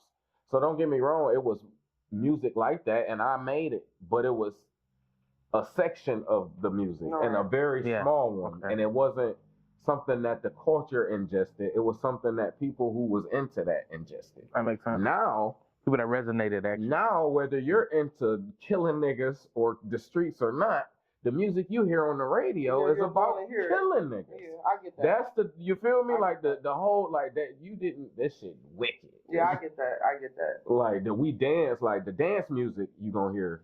Right. A nigga die. The Teezy slide. Death. Right. Die, nigga die. We in that bitch two-stepping like. Aunties playing this shit. Where them fans at? You feel me? You got sexy red. Shout out to the homie, but this woman, goddamn, she gang banging, selling coochie, and shooting niggas all in the same track. And this is what our youth listening to. And they playing this shit at graduations and shit. Bar mitzvah. Serious shit. Listen, at my graduation, they played I Believe I Can Fly, and we ain't gonna get on. But no, that's don't do that. Don't do that. When they play I Believe I Can Fly as a aspiration, motivation, we that's not crazy. gonna. I know. That's crazy, because I was gonna ask you, you hog-tied, right? Just think about that though. BT, what nigga? Think about it. They was playing shit like Boys to Me and shit when we graduated. Yeah. Now they are playing fucking Sexy Red and Lil Durk. I wish I would hear Sexy Red and Lil Durk at my daughter's graduation. I don't. What man, listen. They can't play All My Life. And this was years ago when I first came home. Shout out to the homie Tabri, free the homie. Free Tabri for sure. But what's the song she made? Was it Cash Out? Was that one of her big songs? I think she was talking about some send the cash out. I'm trying to think of the name of the song. Whatever the song was, I'm almost sure it was Tabri. No diss to her, because I like her. She was sexy. She made music. I feel like should have been for adults. Right. And that's where we can leave it. You feel me? Ain't nothing wrong with that. But I saw, and this was fresh out, I still had I was still real clean. Like I wasn't I was like, you niggas is dirty. I was still that nigga fresh out the joint. Not to hold you feel me? But this real shit though. Mm-hmm. It was a graduation. and they was playing that song. It was a high school graduation, and they was playing that song, and it was in the gym or the auditorium, and the whole I'm talking about that turn. A matter of fact, she might have performed. She might have been there or Oh something. yeah, that's probably why. She might have performed, but the reality was, this is school. Yeah, it's cool. For sure. Time and a place for sure. This is school, and y'all feeding these little young queens the message of whatever the song Right. said. And that go for any song, not just to simple out, point out her, single out her. Yeah, I fuck with her. Don't get me wrong, but in school, like no, playing this shit. Imagine giving your daughter the message of, you feel me? Right. But that's essentially what we're doing when we playing this music around our kids. They hear it, it's soaking in. Yeah, like this shit energy, this shit, you can't help but be influenced by it. So when you got that shit playing, cause you think it's cool, you feel me? Even though you about to go to work, your child in the back seat, like yeah, the little nigga, like yeah, nigga, rapping it though. Little nigga 3 back And there, they recording it, and they recording it and putting it on. Yeah. Look what my kid doing. And then they on the internet, so even if you never listen to that shit, like they gonna hear it out there. You gotta think your kids is with somebody else and somebody else. But no, it's a difference in hearing it and being fed it. Like, yeah, for sure, 1,000%. It's a difference, because and that's what make it easier for your child to make the choice. Because if you feeding your child the right thing, when they go out and get the wrong thing, it's easier for them to stray from the wrong thing. Right. But if you feeding them the wrong thing, they gonna definitely stray to it's like you. Oh, it's gotta be. It's gotta be. Yeah, you gotta give them a chance. Because like you said, you right. Absolutely, they gonna get exposed. Yeah. To some shit. Yeah. And it ain't much you can do to it. Normal lifestyle. Yeah. Like the normal 9 to 5 parent, and your kid is somewhere else more than they even seeing you all damn day. And that's why I'll be damned to be that guy. I'll be damn. I pray to God I can remain not that guy. Not that guy. Yeah, for sure. Because if I gotta be that guy, I will. You know. And sure. no shade to nobody that is, but right. Like you said, it's hard. It is. It's tough. Because I know for my mama was, I'll be on my son's mama ass comparing, because my mama would have, and my mama, but I know my mama had to go to work. Yeah. So as good as a mama she was, I still was, like you said, in them streets more than she was loving on me, because she couldn't. She had to go get that bread. You had to provide. So the streets was loving on me. So that's the influence that you feel me? It's like, I'm going to respect mama. I'm going to still come in here and speak the King's English. I'm going to still do my chores. But now I'm coming in here with a pistol. And I'm hiding it. Now I'm coming in here smelling like bud. And that QP. You feel me?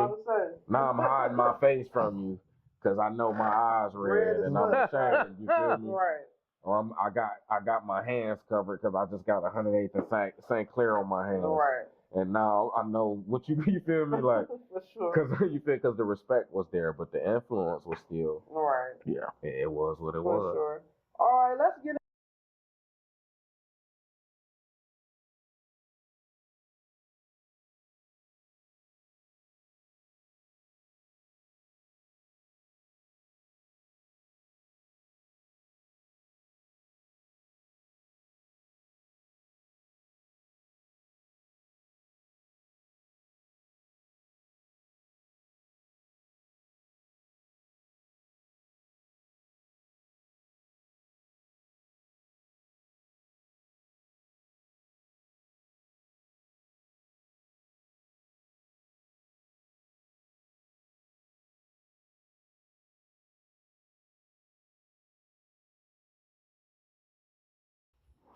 as I've been kind of watching what you got going on, a little research for shits like this, and just also me just being like a fan of the music too, though.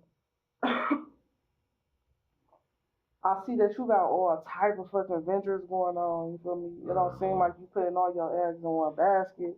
No, not at all. You got the studio shit going on. You an actual fucking great dope ass artist. Man. For sure. I see you got the it was some shit, it was like some app shit going on, like some tech shit or something going on. Let me go on my notes though, cause I think it was like some shit like the Even Beers or some shit like that. Mm-hmm. Exotic Smoke, motherfucking And something that I was real proud of though, like, was this fucking book. I'm like, what the fuck don't this nigga do though? He put on for the kids too. Like I've seen him put on for the kids, man. Like right, like I'm like, he what do the a lot. fuck don't Man. he do though? Like Appreciate it. that book shit though, I ain't gonna lie to you, this stood out to me because this is actually something that I'm in the process of as we speak. So to see a motherfucker that come from where I come from the same type of environment, just from the city, period though. Right. Doing some shit that I'm like, oh, I'm for sure. I'm probably 80% done with the actual physical writing part of the book. And I'm just like, oh, okay. All right, yeah. I need to see that, even still as an adult. Same way like you said with the t-shirts, nigga, I'll let you know. We gonna get it done. For sure. I definitely appreciate step it. for step. But just to see it, even as an adult, we talk about the kids, they need to see this and see. But even as an adult, when you see motherfuckers still accomplishing shit like that and doing shit that you already got in your mindset and all that shit, it's like, oh, it'll charge you up. It'll charge you way up. So it's like, all right, now mind you, I've been done 75% of this book for like 2 years. That shit made me go back in the vault like, all right, let's get it. I've been focused on all this other shit, but that shit actually motivated me to get back into the book shit. So we definitely need to talk about that off camera. How did you come to the point like I'm about to put a book out? Like what is that a fucking random thought that you just one day like what the fuck? I was just telling Tim a little bit about that. It started, granted, me and my brother, shout out my brother Sean Duba, Hood Jesus on Instagram. Hood Jesus. Yeah, we did a lot of reading in the joint to the point where we started writing a book. We had ordered the Rich Dad Poor Dad game called the Rat Race. Okay. Couple of them. They had 2 different versions. And then eventually we got to the point where we was teaching like a financial freedom class in prison. So we was really on the verge of doing, you feel me, like that kind of stuff. Started writing a book. Me and my dude Tron, shout out Tronny Thread, we wrote a whole movie script in the joint. And you know, shout out my English teacher from Empire, Miss Griffin from Collinwood, Miss Griffin. Miss Elaine Griffin. Shout out Miss Elaine Griffin.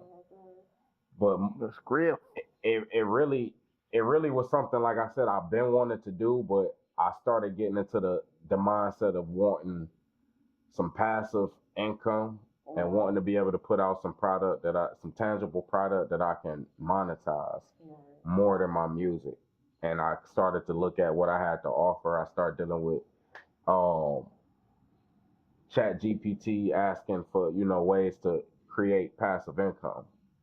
And it knowing my story, it knowing what I was doing, it was like, well, you got a brand, you could do this, you could do this, you could do this podcast, you could do this. It shot me out a whole bunch of ideas. And when it said something about the book, I'm like, damn, my ass is a writer. Like I should have been wrote a fucking book. You feel me? And then I just got to work. I'm like, you know what? I'm gonna write this kind of book. You feel me? Like, and just got to work. I ain't gonna hold you. I wrote that book in less than 2 months. Like, it was because when I get on something, I get on it. Right. Yeah, I get on it. And I wake up on it, and I spend 3-4 hours at a time in one seat and not move. You feel me? On this computer, like doing my research, coming back, go get some coffee, come back, like go smoke a blunt, come back. You feel me? To it. Yeah, that's how. All day. You feel me? That's how like, it's supposed to be though. Like shit, until let's knock it's done. this out. Like, don't get me wrong. I had a couple. The only reason it even took me that long, I could have did it in a week if I would have stayed disciplined. But life get the life and stress get the stress in, and sat me down a couple times. I see life. Yeah, I really just I got a story, and this book is not, because I know a lot of people don't know what this book is. They just excited that I wrote a book. Yeah, it's not really a biography or autobiography or nothing like that. It's more so a self-help memoir. So I'm really giving pieces of my life and the experiences and the shit that I went through and the tools that I gained throughout those experiences to be able to overcome and conquer, and become who I am. So it's really like a toolbox kind of vibe with my story intertwined to help people understand, like, how, like you said, like, nigga still accomplishing. Right. You feel me? Like, and people be wanting to see, like, damn, this nigga, like, so it's like I'm giving you parts of me, and my come up and my struggle, and my, you feel me, my time, and then the tools I utilize to overcome, and the tools I'm still utilizing to, you know, keep pushing. That shit's so fire to me though, I ain't gonna lie. Appreciate it. Becoming this the man blueprint. has a fucking hold on. Dropping in 2 days on the 22nd. It dropped digital. Sure. It's gonna already be out when this comes out. Oh yeah, for sure. Yeah. Go order it from me. Link in bio. Order the hard copy signed from me. Yeah, some of that. That shit's so fire, but we can't just. A lot of times we just skim past certain shit when we don't really think about it though. It don't really, like you said, resonate. Like right. This nigga got a whole ass book sitting right here on the table. Like it's here. It's not a thought. I do it to myself though. We that humble shit. Sometimes it's that humble shit. Sometimes though, I really should be like, nigga, I wrote a book, nigga. Exactly. She yelled at me. All the time, like nigga, you're doing shit. You're on shows and shit where niggas like Michael Collier and like what the fuck? I ain't saying be arrogant. I'm just saying pop your shit. Yeah. And that's listen, hold on, listen. The law of attraction, this is something niggas like me miss. And I'm saying it to anybody similar to me, because street niggas really be like this. Street niggas that's talented, we got all of it, but we overly humble. But the law of attraction, like a lot, that's why you see people successful that be dickheads. Right. Yeah, that's successful, but they be full of themselves. But that's why they successful. That's not the only route to success. That's why I say that's why they stay successful. But that's why that's a lot of how they gain and keep. If you don't believe it, I don't believe it. That's exactly. You know what I'm saying? So if you unsure of yourself, how the fuck I'm gonna be sure? You couldn't have said it better. And sometimes some people get to the point where it's arrogance, but it still works. They don't change the law. Yes. It's just the people who would rub wrong is gonna rub wrong, but you're still gonna attract people. Right. Just off of this right now, I'm the best comedian in the goddamn city. Boy, nigga. Shout out my niggas. Niggas better come see me, nigga. Yeah, for real though. I think that's something that good people. Then this is what I tell my niggas who running up a bag the right way. Mm-hmm. A lot of why we don't got the influence on the culture, and a lot of us as youth, the little niggas, how I did as well, we gravitate towards the negative because they the most flamboyant. Right. They the most popping they shit. They the ones wearing the ice. All right. Let real estate investing niggas and niggas with their own businesses pop their shit start. And don't get me wrong, get shifting. Because you got niggas with businesses starting to get their logos on their chains, but that's what it takes. For niggas like that's getting it the legal way, but they still popping their shit. They still popping out in foreigns with the chain, like, and a young nigga might think, you feel me? Oh, you sell dope, but 2 seconds later, you gonna figure out, like, no, I'm an investor. I'm a, you feel me? Real estate flipper. I'm a, whatever it is you're doing. A million ways to skip. But that shit, that's what get the niggas to gravitate. It's like we gotta pop our shit. Well, you know, I think for me, how I look at it is, I feel like the people that don't do that are products of the environment, whereas you don't want to pop too much. It's a lot of reasons. Yeah. That's one of my reasons. And that's one of my reasons. I don't want niggas. Look, I done cop chain. I barely wear it. You feel me? I don't like. You ain't about like. It's a lot of shit I done that I don't talk about. Right. A lot of shit I done accomplished. I don't. You feel me? And like you say, I don't want to even let niggas know how much money I done have. Yeah. I'm broke, baby. Naturally, that's just how. But that once you know how to move. And you in a position to where you consistently doing that, you should be out of the mindset and even the realm of that. You feel me? Unless niggas like me always gonna be in danger because I'm a activist at the end of the day as well. Like I'm one of those niggas who come from the cloth, who want to see. I want to see like it's, and I'm not mad at the niggas who ain't got that in them. Cause there's plenty niggas who gonna get it and go. Yeah. And cool. But me personally, I want to see, I don't care how rich I get. I might not live in the ghetto, but I want to see my ghetto change. I want to see my people change the biggest part, I want to see our mentality change. Mm-hmm. So I'ma always be in the mix. You feel me? In the mix, and I do when I say pop your shit too though. It don't necessarily have to be monetary shit neither. It's just like when you speak, how you speak, you can speak life into somebody else, not even knowing that's what you're doing. Ooh. You know what I'm saying? Ooh. So it don't even gotta be the chains and the whips and all that for me. To me, that shit it's deeper than that. I do agree with what you said though. When a motherfucker see a certain thing, they're interested in it. They want to know what you do, where you how going you got to. it, Yeah. you know what I'm saying? So I do, that is an approach. But pop your shit and just speak life into yourself because you never know who else you speaking life into though. You know what I'm saying? I just had conversations with motherfuckers and a motherfucker be like, just based off of my platform, what I got going on as far as like critiquing shit and all that shit, like I used to look at that as a bad thing. Like I ain't about to be critiquing these people. Like I've been there, done that, so I know how that shit motherfuckers get sensitive. But that's not the reason why I wanted to critique y'all, was to bring y'all down. I wanted to critique you because I wanted to actually lift your ass up though. Right. You know what I'm saying? I don't grade or bring nobody on here that I really don't fuck with whatever they got going on. You feel me? If you a business owner, if you a restaurant owner, I really fuck with your food.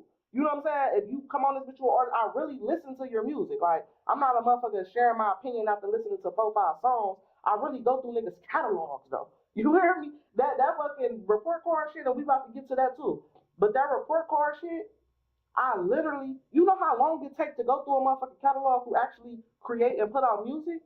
Often. You know how long? Frequently. That shit took? And motherfuckers blowing my back out right now, like, oh, I need the motherfucker, we need the report card, no, I'm still tapping in. I don't want to cheat nobody out of nothing though. You know what I'm saying? I'm really diving deep into motherfuckers' catalogs and really like just seeing how they just moving with their brand and all that shit. And that shit takes time. So yeah, speak life into motherfuckers. Report card. Fire. That's all I'm gonna say. What's your thoughts on the report card as a whole? You mean as a brand or as an approach that you giving? Just as whatever you want to take it, but for sure as the idea as a whole, and then my approach to the idea. I think it's beneficial. I think it's useful. I think it's for those who can take it, and I think we in a culture right now that's sensitive as fuck, to say the least. These niggas are sensitive, so it's a touchy thing. Yeah. But I'm a blunt nigga, so I can't be sensitive. All right. So from my personal perspective, I think it's dope. I think it's like, hell yeah, critique me, let me know so I can, you feel me? Like, all right. And don't get me wrong, one person's, your report card might be completely different than his. To the next one, and exactly. But again, you gotta have a mentality and capacity to be able to know that. Mm-hmm. So it's only one person's opinion. Yeah, I think it's powerful and dope until you reach the nigga who can't accept it for that, and then it's a problem. Yeah. So, but that ain't what you created it for. So who gives a fuck? Exactly. It's like, hey, my boy, if you don't get it, then you don't get it. That's on you. My bad. It's about 15 people on the first report card. Out of those 15 people, no matter if you got an A or a C, nobody got lower than a C. Because like I said, I'm not putting people on here that I don't actually fuck with. You know what I'm saying? Like, so you have to meet a certain standard to even make it to the report card, first and foremost. But what I will say is, out of them 15 people, one person didn't say anything, and one person was the only negative motherfucker on it. You hear me? One out of 15 people, just think about that ratio though. One, that means we evolve in some type of way. Mm-hmm. Cause if I can go critique 15 motherfuckers and only one person got something negative to say, to me at least, or on social media or whatever, that's great. I feel like the first report card was a fucking success. Cause that was my main concern. It's like, I don't want to tear nobody down, or I don't want it to seem like I'm tearing somebody down though. That's my main, I'm really an empath type bitch. Like I really be on, damn, I don't really want to, but then it's like, shit, if this what you want to do, I'm the least of your words. You hear me? If you actually make it to a certain level, you're going to have thousands and thousands of motherfuckers. Oh no. Critiquing you, talking crazy about you, da-da-da-da. This nigga trying to get an ash? No, it was water, and that was good. Oh, I appreciate it. Yeah, I'm trying to. Like, don't worry about no damn ass. Yeah, I'm a technology nigga, so I'll be No, worried. for sure. But yeah, so I appreciate that though, report card. And some people might say, well, shit, he might not got a followers, that nigga got an A. You feel me? Like, I think he was like one of the highest graded, the top 2, I think, on the report card. And I got a lot of flack about that. Niggas say, oh, Teezy ain't even actively making music, or he ain't even, he focused on this and he focused on that. And I'm like, what the fuck does that have to do with his catalog? You don't even know what the report card is. If that's your rebuttal. I dropped 2 projects. I was about to say, and that's false. Dropped 2 last You probably had the most music. If I'm not mistaken, you probably had the most music. Right. Niggas been ducking. Out of everybody who I graded on that motherfucker, though. You know what I think my problem is, and this is toot my own horn for a little bit. No, fuck that humble shit. No, cause my nigga Bosky, shout out my brother Bosky. My nigga always talk about the Wayne effect. He said Wayne rapped so good for so long, and he barred us for so long that now niggas bored with him, or niggas just like or expect it. Expect it. So it's like he killed it. Wow factor. He killed it. So what? Like that's what he do. He gonna kill it. So I think I might have a little of that going on. Like niggas know like Teezy about to kill this nigga beat. Period. Teezy about to drop a song that sound better than the shit that I'm listening to, and I'm tired of this nigga shit. Or I'm mad that he ain't popular enough to have to acknowledge it, so I'ma ignore it. Once he on the pedestal high enough to have to acknowledge it, then I'ma glaze the shit out of it. Cause I know for sure this nigga better than my favorite rapper. No, for sure. That's how I be feeling for real. I can definitely see some truth in that for sure. Cause it's like I'm trying to find, when I'm doing a report card as well, I'm also trying to find what's wrong. Like that's I'm trying to find what's wrong, and then I move to what's right. Exactly. Then I move into like what's right. And then I'm like, because the report card is nothing about preference. The only thing that I use as far as preference is to actually get on the report card. Now, that's the only thing that I use preference. Everything else from there, of course, is opinion-based, but it's like, it's what I see. Like, it's not you feel me? Like, right. I can't, if you got 6 songs, and I feel like all 6 of them bitches is trash, that's your fault that your catalog is only 6 songs. You know what I'm saying? Like, your fault that you dropped 6 trash songs. That too. You know what I'm saying? That crazy, too. Like that too, though. So personal opinion. Trash song for her. No, now I trust her ear. For sure. Definitely subjective for sure. But yeah, shout out to the report card, man. I just had to get that off. Shout out to my A. You feel me? Definitely shout out to the A. I got progress reports too coming up. And the second report card dropping very soon. So make sure y'all stay tuned for that. Tim, you got something? Well, since we're talking about the music, let's get into these albums you be dropping. So I did listen to the latest project. The latest, which was the Drunk Driving Down Memory Lane. Was that the latest? That's the latest, right? Yeah. No. It's not? That's not the latest? No. Swear. So you just dropped something else?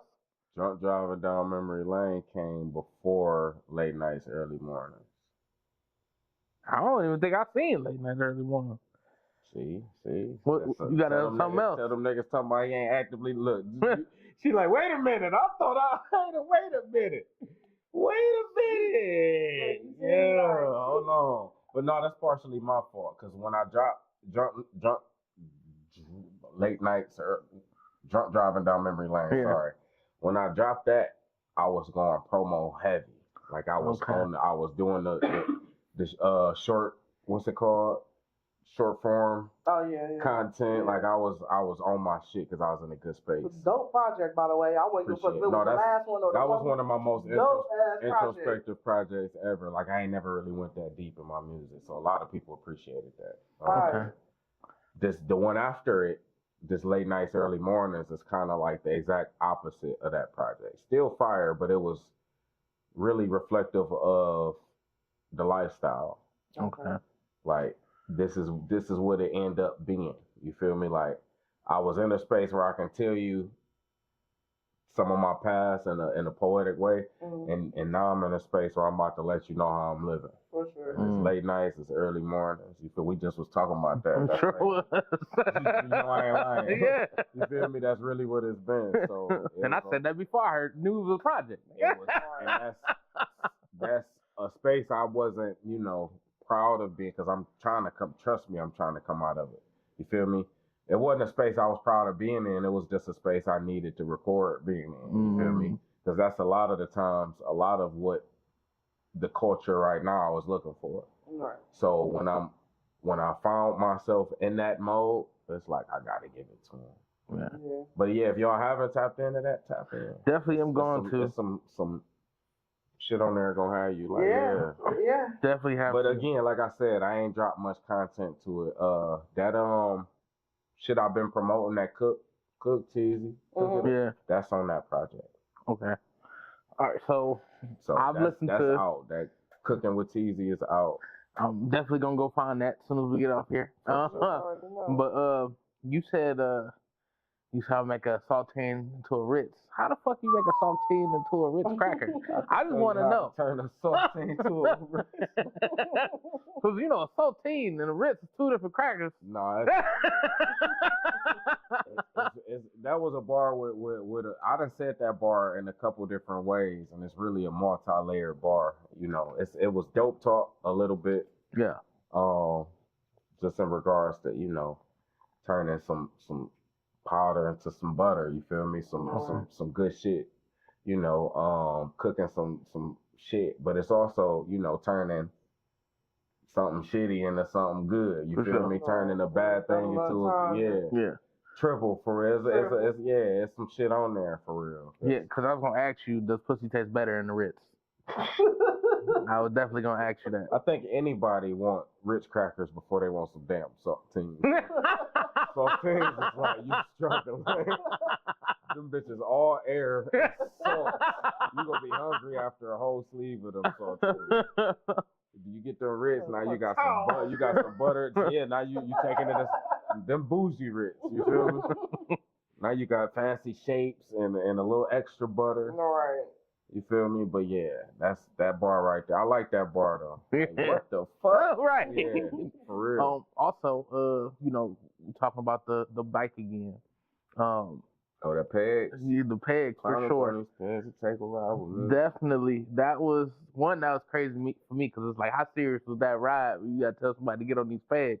Boy. But not only that, have you ever drunk driving on a bike? Yes. What's funny is one of my favorite times in the ghetto. Remember, we was just talking about being in the ghetto. We was in the ghetto. I think it might have been one of my shout out my brother AI, long live his soul, AI World forever. None of that shit. But I think we were celebrating him, and I was in the hood. We drinking. Patron and Red Bull was this thing, so I'm geek. But I had somebody's bike. One of his kids or something had a bike, or one of the little kids in the ghetto. And it just took me back, riding the bike in the hood. Like, I'm grown as fuck, but riding the bike around them corners. Yeah. The nostalgia was crap. I'm talking about I'm smiling ear to ear. But I'm drunk as fuck, though.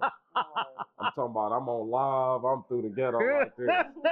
Everywhere with it. Hitting curves and shit. I'm like, no, and it felt kind of like this, too.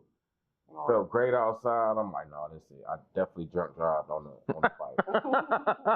For sure. Don't Lie to Me.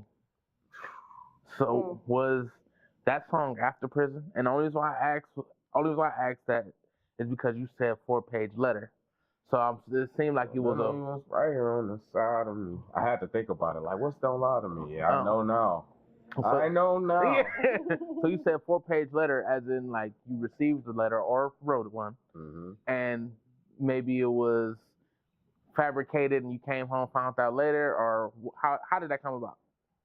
Well, when I said I guess the 4-page letters don't read now, I was really just saying like the depth of the relationship that we gained when I was in prison. Like it just, like when I came home, the relationship wasn't that. It was like she was more so on the like, let's just see where it go, and I'm on the like, nah, like nigga, you just held me down. She wasn't there the whole time, but I just felt like you was there for a good portion of the beginning. you know, we fell out naturally. You was young as shit. I had 12 years. Like, I wasn't even mad at. Matter of fact, I'm the one told her to go ahead because I felt like she was entertaining, you know, and of course she should have been able to. Right. So it just naturally we split, but then she came back. You know, we was vibing. We ain't locked in, but I just felt like shit. I'm home. What else we gonna do? Right. And that wasn't her. You feel me? That wasn't where she was at. So that's where that, you know, I'm like, damn. It really felt like, nigga, I just did 8.5, and for the whole time in my head, I'm coming home to fuck with you. Right. Mm-hmm. And the way we was corresponding, you know, we was making plans, like, so it's like them 4-page letters didn't read no more. Like, damn, this shit wasn't shit, huh? All them JPEGs, huh? Them JPEGs ain't mean shit. Yeah. That's Look, you gotta keep them coming, man. Look, ask me something else about the look. No, what else? That's crazy work. Yeah.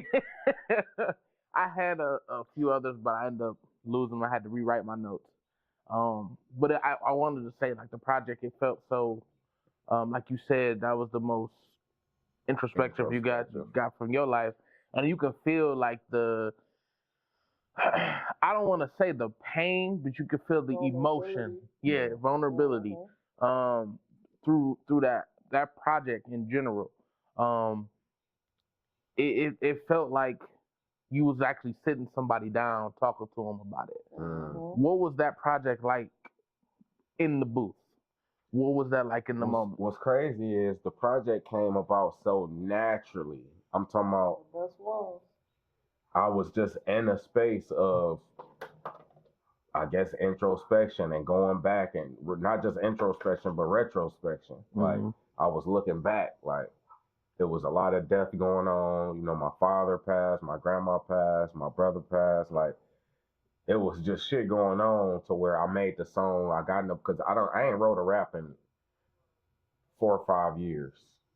Like, I don't write no more. I just get in there. And I didn't know what I was gonna record. I just came. It was a beat that, you know, this is Sober Thoughts I'm talking about. A song about my father. And I think I was not drinking at the time. I think I was on my like 30-day fast from liquor or something. Okay. And that's where that first bar came from. Sober Thoughts got me reaching for that dark liquor. Yeah. Think about when Pops was on that malt liquor. And from there, it's like, well, shit, I got to talk about my pops now, because that's how I started. But when I did it, that process was so natural. It was like, shit, you feel me? Like, because I don't normally rap about shit like that. It was like the next time I got in the booth, naturally, the first bars that came out was some shit from my past. Like, I was just there with it.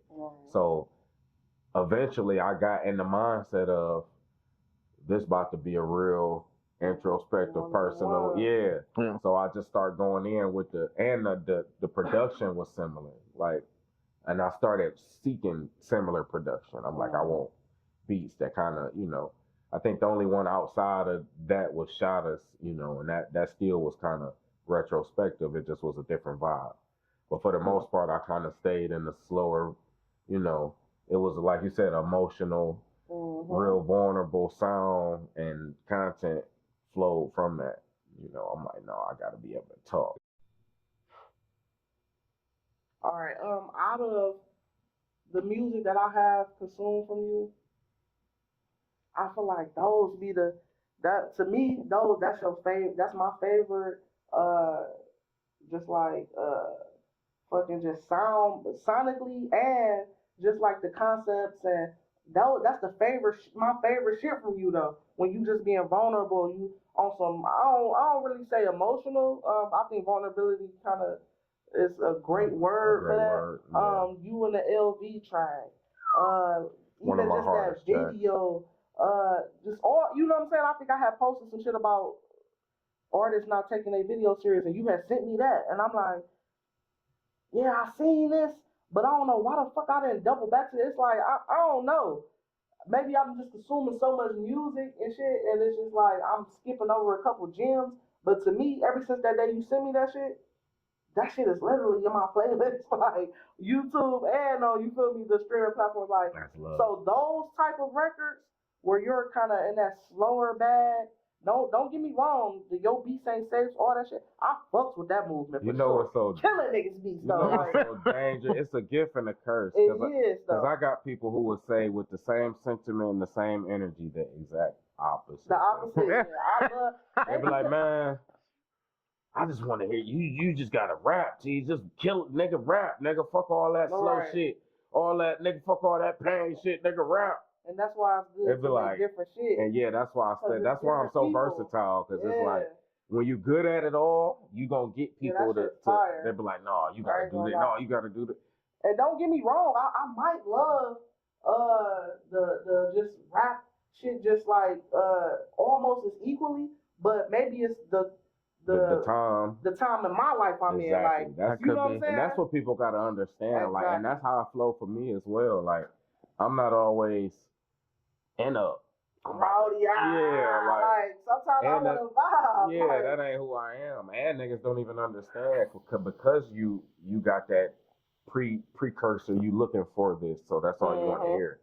But if you really listen, you be like, oh, no, this nigga make that kind of music just as good. Like you just said. Exactly. Like, no, he could get in this bag just as good. Like, if I want to hear this, I can still listen to Teezy. I think technically they equal, but it's just about preference. Preference, time, where you at. That's you feel me? Though. I think a lot of times people want to box you in, though, as an artist. People don't, and that's they love doing that. Different a curse where it's like, toot my own horn, like, this, you too good, because there's no way you doing it all. Like, I thought you did this. Right.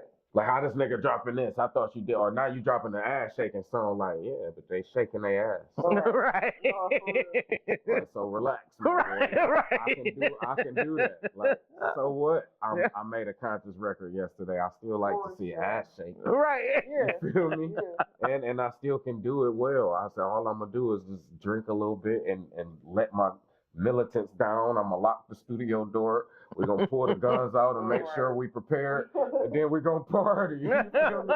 And I'm going to get in a whole different vibe. And it's going to be cool. Like, But that people, like you said, it's about the time you in. If I'm in a space where, like I said, that album came from, I was in a stressful time to where I was thinking back. Yeah. I'm thinking about my parents. I'm thinking about my bro. I'm thinking about my ex. You feel me? Like, thinking about that time I did. I'm thinking about sleeping on that park bench. Exactly. Yeah. You feel me? Sleeping on that floor, selling that heroin. I'm thinking about all the shit I've been through. Robbing all them niggas, taping all that shit. Like, and it's just so relatable though. I ain't never very relatable. I ain't never slept on a park bench, but it's still some type of comfort that you get in those slower tracks and those vulnerable tracks for me. You feel it. I might not have been through it personally, but I done seen it. You know, I'm from an environment when that shit happened. So I connect to that shit a little bit more. But don't get me wrong though, like I'm really here to make niggas rap though. I don't shout out to Gina Views though. Hold on, I gotta say this because I've been saying I'm gonna make niggas rap for the last 10 years. And that shit just popped up. My bad, this left field real quick. I got I've been saying I'm gonna make niggas rap for the last decade. I'll be making niggas rap. And Gina Views came and she kind of got this little movement and shit going. So shout out to her. No hate, no nothing. But I really be making niggas rap though.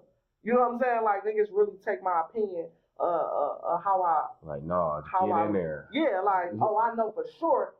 Niggas that told me like I went in the booth thinking about this and I came up with this whole concept and all that shit strictly for shit like the report card or for the. I swear to God though, that shit make me so proud. That'd be my goal. That's why I always be saying like, nigga, y'all can't rap like this. Yeah, and that's I be wanting to motivate niggas to do more with their music, cause it's cool. Like we in a space where people consuming bullshit, and you might get off with some bullshit, but don't get to the space where you think that's what it is.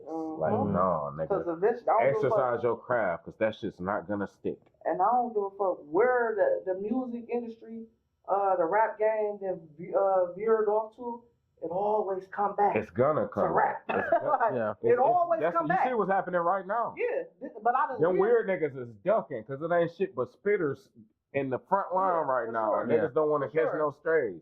You got all types of niggas battling and saying shit that these dumb niggas can't think of. They're like, I ain't heard a drill song in a minute because it's all types of lyricism going on, hip hop going on right now. Facts. It always does that though. I'm 35, and I done lived 3 decades. I've been consuming music for the last 25 years. You feel me? Since I was 9, 10. I done seen this shit already. I done seen the it's getting hot in here, like you said, or the let's get you whatever the fuck. It always come back to rap though. You feel me? Like, you know, we got them little spurts, little 3-4 years. Yeah, hip hop just died and then come back. Yeah, it always come back to rap though. Like, for sure though, it's always gonna come back. So if you doing all that other shit out there, that's popular or trending at that time, TikTok, whatever, just know that you need to freshen up and you need to stay apart. Sharpen that pen, my boy. Yeah. For that rap shit, because it's always gonna come back, especially if you're looking for some longevity. Yeah. All right. I agree. I definitely agree. I think the reason why I like the project so much because I heard the stuff I heard from you before was definitely more aggressive than that project. And when I heard that, I'm like, damn, like he really letting it out. Like, and it I must ask, like, did the obviously you could feel it on the song, but did the emotion come out in the booth? I think the song about my father had me a little teary-eyed. Well,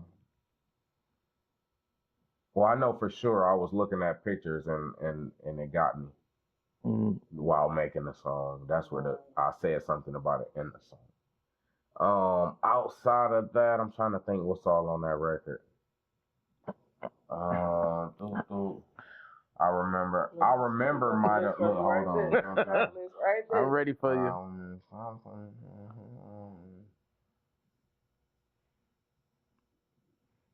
And then I got a studio question. I think I Remember might have got me. Fairy Tales and Nightmares is one of my favorite songs. That's one of the least streamed songs on there because it's probably, I don't know, probably one of the corniest, but of course it's not corny. It's, yeah, I would call it corny. But it's like, it's one of the least appealing to the culture right now, but that song right there is different. Do you think that tends to happen a lot? Like some of your favorites be some of the least favorites or the ones that you like, this is my least favorite, but everybody fucking with this? No, it don't happen a lot. Okay. I think it's been a couple times, like my song Flex, a lot of people love that song and I hate it. Because Flex was one of them songs and you can tell when I was trying something. All right. Trying to find that radio or that trending. And that was only because it was niggas around me saying this is what I need. Oh, you gotta, the niggas literally making me scrap good verses because they too good. You rapping too much. Like, no, slow it down. Too many punchlines. Like, say some fly shit. Just flex. Like, literally just flex. So, shit like that, you know, but outside of that, I think I just be on go. All right. I don't really look to please no more. I don't look to, because music, like you said, music come with the vibe, with the times. Yeah. And I'm not going to want to hear Gucci Man if I'm not in the... Right, if I'm not in that zone. Yeah, I'm going to be like, turn this dumbass shit off. What is this nigga talking about? You feel me? Or if I'm in the Gucci Man mood and you play Ride Wave, I might be like, turn this depressing ass shit off. I'm like that all the time. Shout granted, I'm not that nigga though. I don't, cause I'm not the energy nigga with music, even though music is damn near all energy. I'm the nigga who listen to music for the lyrics more so. Right. I've gotten to a place where I can like appreciate it for that and I can consciously do it, but I've always been against it. Like when niggas was getting influenced by Jeezy, like I seen some of my niggas who was in the ghetto and they were squares and they start trying to trap. And I watched that shit. I used to be on them niggas' ass. When he dropped the Hypnotize, I'm like, you niggas really hypnotized. Like, what is you doing? Listen, man, they giving out shit for being a trapper 3 years in a row, nigga. I'm trying to get it. No, for real. So I always been the nigga that's trying to move on the, you know, the beat of my own drum and not be influenced by the culture. Right. In regards to the music especially. But, you know, nigga's still a product of it. For sure. And I got a studio question. So you know, you hear a lot of things. Definitely got. You said studio. Yeah, studio question. You have a lot of. You said you hear a lot of people. Basically, you hear what they rapping about. Does that maybe motivate you a little bit more to get in the studio, maybe put on some music? Because not to be better than them, but to be like these niggas don't know what they fucking rapping about. Every now and then I get that energy, like, man, I'm about to go body this. Do you take somebody else's beat and kill it while they there? Like, no, I ain't never took nobody actual. You gotta be famous for me to just take that. I ain't go gank a regular nigga. Nigga do that. Stuff away for real. I always say that clients that come in with good beats, I definitely make the joke. Like, even if they ain't hip to me, they be like, "What?" Like, don't even worry about it. You feel me? But no, outside of that, like every now and then, I get the energy like, man, I gotta stay doing this shit. This can't be. For sure. Yeah. You feel me? Like, no, again, no offense, because a lot of people do what they think they should do. At the end of the day, people make decisions for themselves that they feel like it's gonna benefit them. Right. So a lot of these young niggas coming in there drill rapping, they doing it because that's what they culture and their generation is listening to, and that's what's popular. Not necessarily because they want to influence the culture to be bad or none of that. They ain't thinking about that shit same way I wouldn't think about 12 years for taping niggas up. You feel me? They just doing what they know. So it ain't no shade, but it's I can't hog tie nobody. It's still. Sorry, I've been wanting to do that since you said it. You'd be surprised. Cameraman, look at me. Do I look like I got hog tie? But no, I think more so I get charged up to just rap in general and just do different shit. Like a lot of niggas come in and do shit that I wouldn't. You feel me? They pull up beats that I might not necessarily would have heard, and I go to the producer and find a similar beat. You feel? I do shit like that. Okay. And I might even, let the young niggas swag influence me. You feel me? And get in there with the same kind of energy and try to direct myself in a different way than I normally would. So that's one of the benefits of being an engineer as well as an artist. But shout out Same Old Sound Studios though. We gotta shout out the studio for sure. Yeah, we've been in. Y'all niggas hiring? 4 years. It's about to be 4 years in like a couple months that we've been operating. We started on the east. That's the Same Old East. That's where our engineer at. Now we got Same Old West and Parma. That's where my brother Bosky engineer at. So yeah, we definitely open for business. If you need to record quality sound, you feel me, good vibes out the way. Yeah, come tap in. DM me or Bosky, love Bosky. Yeah, tap in. Y'all make beats too? We got in-house producers. Shout out my guy Malachi. Turn me up, Malachi. That's one of our in-house producers, our youngin'. So yeah, we could definitely get you beats. We definitely deal with YouTube as well. Tap in with the producers that got beats on there, and do business with them. For sure. Okay. Well, I know we had you here for a long ass time, man. No, we've been vibing. Yeah, it definitely was worth it for sure in my book.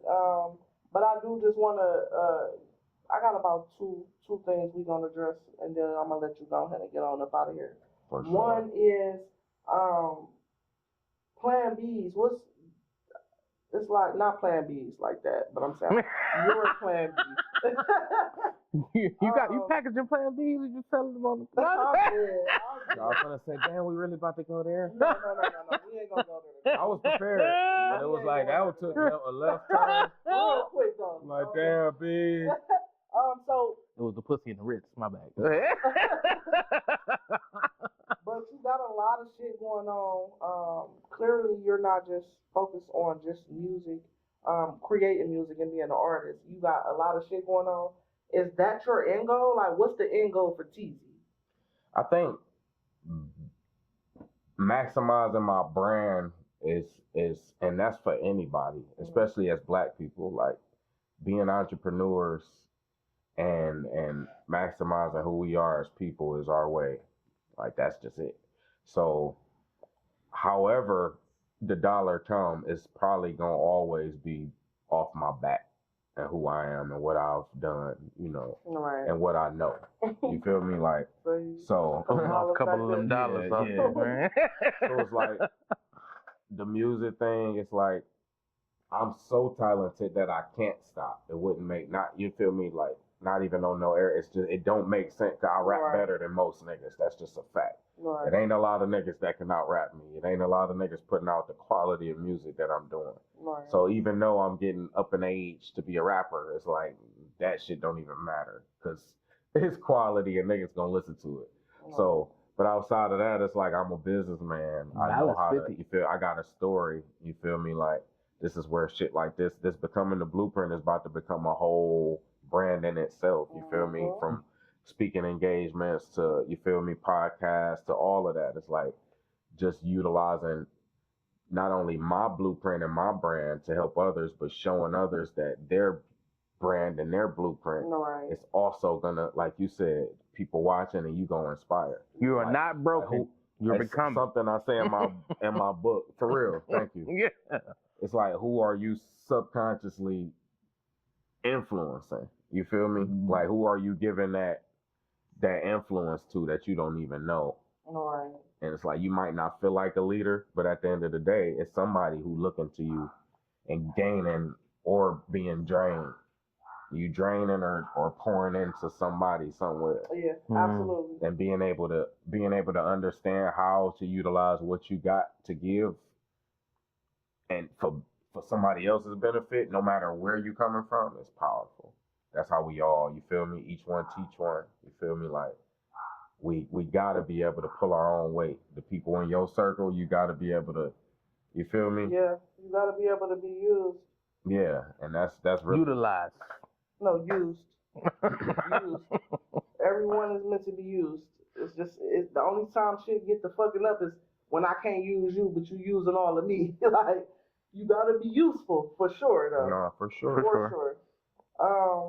We are all you. That's the thing. You just got to figure out what you useful for. Like, how can I use you? How can we use each other? Like, I got a lot to give based off my story. You might got a lot to give based off of your knowledge from this last. You feel me?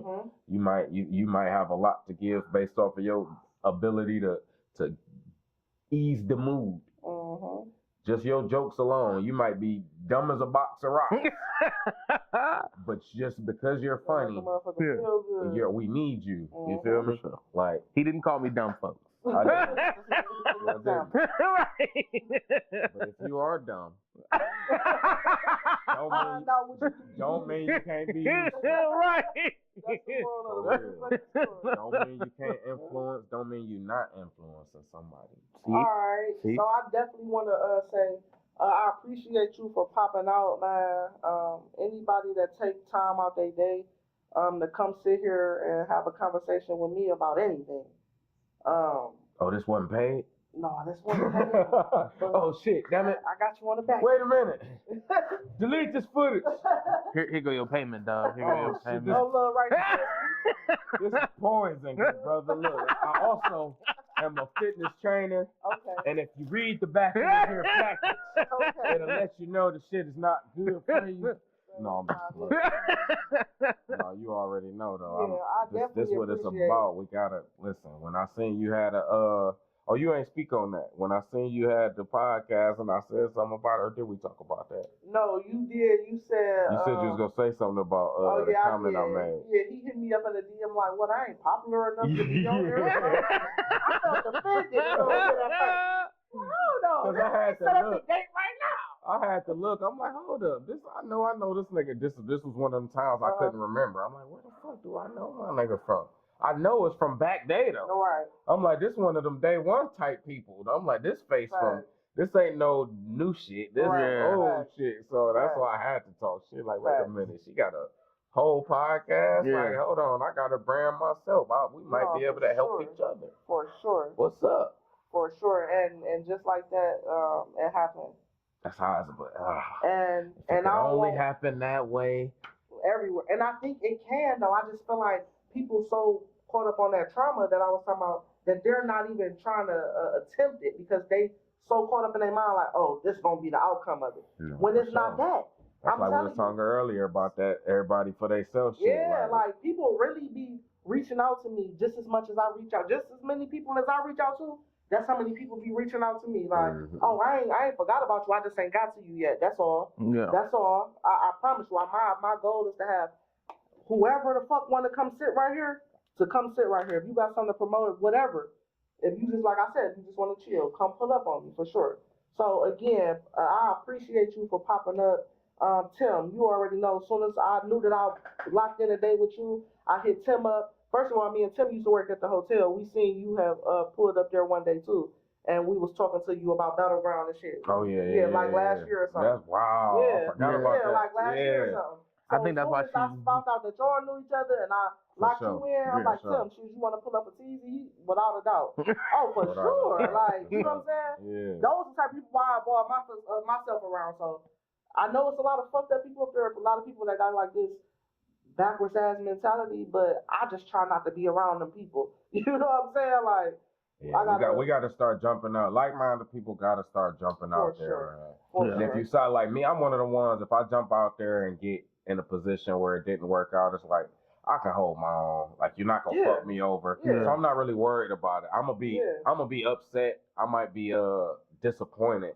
Yeah. But the worry ain't gotta be like, oh, we can't. A nigga might like, oh, what a nigga go do? Yeah, right. Do nothing. Right. A nigga might just not be solid. And it was a waste of my time. Moving forward, let me go find my people. But we gotta find our people. I agree. If we keep moving solo, like we was talking about earlier, is this shit gonna keep being a disconnect, and we ain't gonna never get nowhere as a whole, as a city. You feel me? I really want to do this shit for the city. And shout out to Mr. Shredder too. Y'all know I gotta drop his name. That's my guy. He come to the studio. He record with us too. Oh yeah, every time. I'm in these situations. Oh no, Meech the Shredder. I'm thinking about Meaty. Shout out Meaty the General. Oh yeah, shout out to Meaty for sure. Meech ain't never been at our studio, but come on through, Meech. Yeah, for sure. He got artists and all that shit too, so that's definitely something else. Yeah, come on, send them through. But Meech the Shredder, like I said, he put me in a situation with Battleground around some dope ass individuals who all got their own thing going, and when we came and put our shit together, it just made it even crazier though. You know what I'm saying? So shout out to him for just being shout out to Meech. Yeah, shout out to Meech. Master Shredder. That's fire. Battleground, I feel like some type of way as the lyricist you are and as a great artist you are, there's some type of way that you need to be not, I don't know how I want to say this. You need to come to Battleground first of all and see what it's like. Yeah. And then I feel like once you get in there, you would definitely be inspired, just as inspired as I am to know, like, oh, those motherfuckers out here that's really on the type of shit we talking about right now. You know what I'm saying? So shout out to Battleground, shout out to Teezy, shout out to Tim, shout out to Tisha. I'm gonna say Tisha, I ain't gonna even say B's because I just said a lot of T's. You see that? You see, I threw the T out there. I remember when I said I'm like T. Look, that's what I remember. For sure, though. So, I knew you wasn't talking to me too. That's what was crazy. I wasn't. So yeah, shout out to all of us just for being dope ass human beings. Make sure y'all don't get just y'all growth stunted or motherfuckers telling y'all to just be humble, be humble. No, pop your shit. Don't be arrogant and just a little bit cocky. Well, pop it. You know what I'm saying? But don't misconstrue what's going on. And that's the thing. They gotta learn their words though. Don't be the nigga with 10,000 followers talk about contact my manager. Don't be the nigga talk about followers that's like shit. Talking about I'm charging 100 for features and you ain't even making 100 off your music. Don't be that delusional ass nigga because of this internet. But outside of that, pop your shit. Yeah, pop your shit for sure. That's my main agenda for this one. I'm with it. When we leave up out of here, we try to give. I feel like we've been dropping gems on episode though. I ain't gonna lie. For sure. But we try to give. Whoever is behind that camera or whoever is watching this, some type of advice, some type of something just to uplift them. And like I said, I feel like we've been doing this all episode, but if you do got a little gem or something, maybe you give a motherfucker a little advice coming from the same environment as you, that want to do the same things that you do. What's something that you would just... I would say some shit that we don't talk about in the ghetto. Like, we gotta... Especially if you a black person, like, because we got superpowers. We gotta start utilizing the power of our fucking thoughts. And we gotta understand that our thoughts gonna take us one way or fuck another. You feel me? And a lot of us feel like, oh, this too whatever. That's some woke spirit, whatever you think is wrong. All the richest motherfuckers understand this. All the powerful motherfuckers understand this. All the kings, all the Egyptians that moved them pyramids, all that shit, they understood the power of the brain. It ain't just in your head. It controls what goes around us. You feel me? So the more you can control your thoughts and what you intake, the better off you're going to be. We literally create our reality with our thoughts. Like the Bible say, as a man thinketh. Said in the Quran too. Every religion, everything, it tells us we create our reality with our thoughts. So start manifesting wealth. Start popping your shit. Start looking at the car you want. Stop scrolling, looking at dumb shit. And follow them pages that talk about the shit you really want to get into, and you start programming your mental and start having them thoughts, and then your life gonna transform. That's what this book is really about. You feel me? That's what's gonna transform our lives and essentially transform our ghettos into flourishing communities where we ain't growing up worried about our kids, you know, everything. Everything. That's what I'm saying. Everything. Yeah, everything. Worried about everything that happened to our babies out there. So I gotta unfollow these girls shaking all that ass. So. Hey. It's the time and place for everything. You keep one favorite twerker in the song.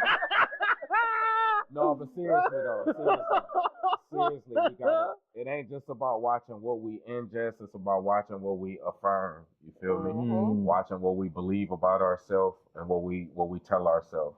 You feel me? Like T been saying, like B's been saying, pop your shit, talk, speak life into yourself and into your dreams and everybody around you. Like we ain't fuck all that negative shit.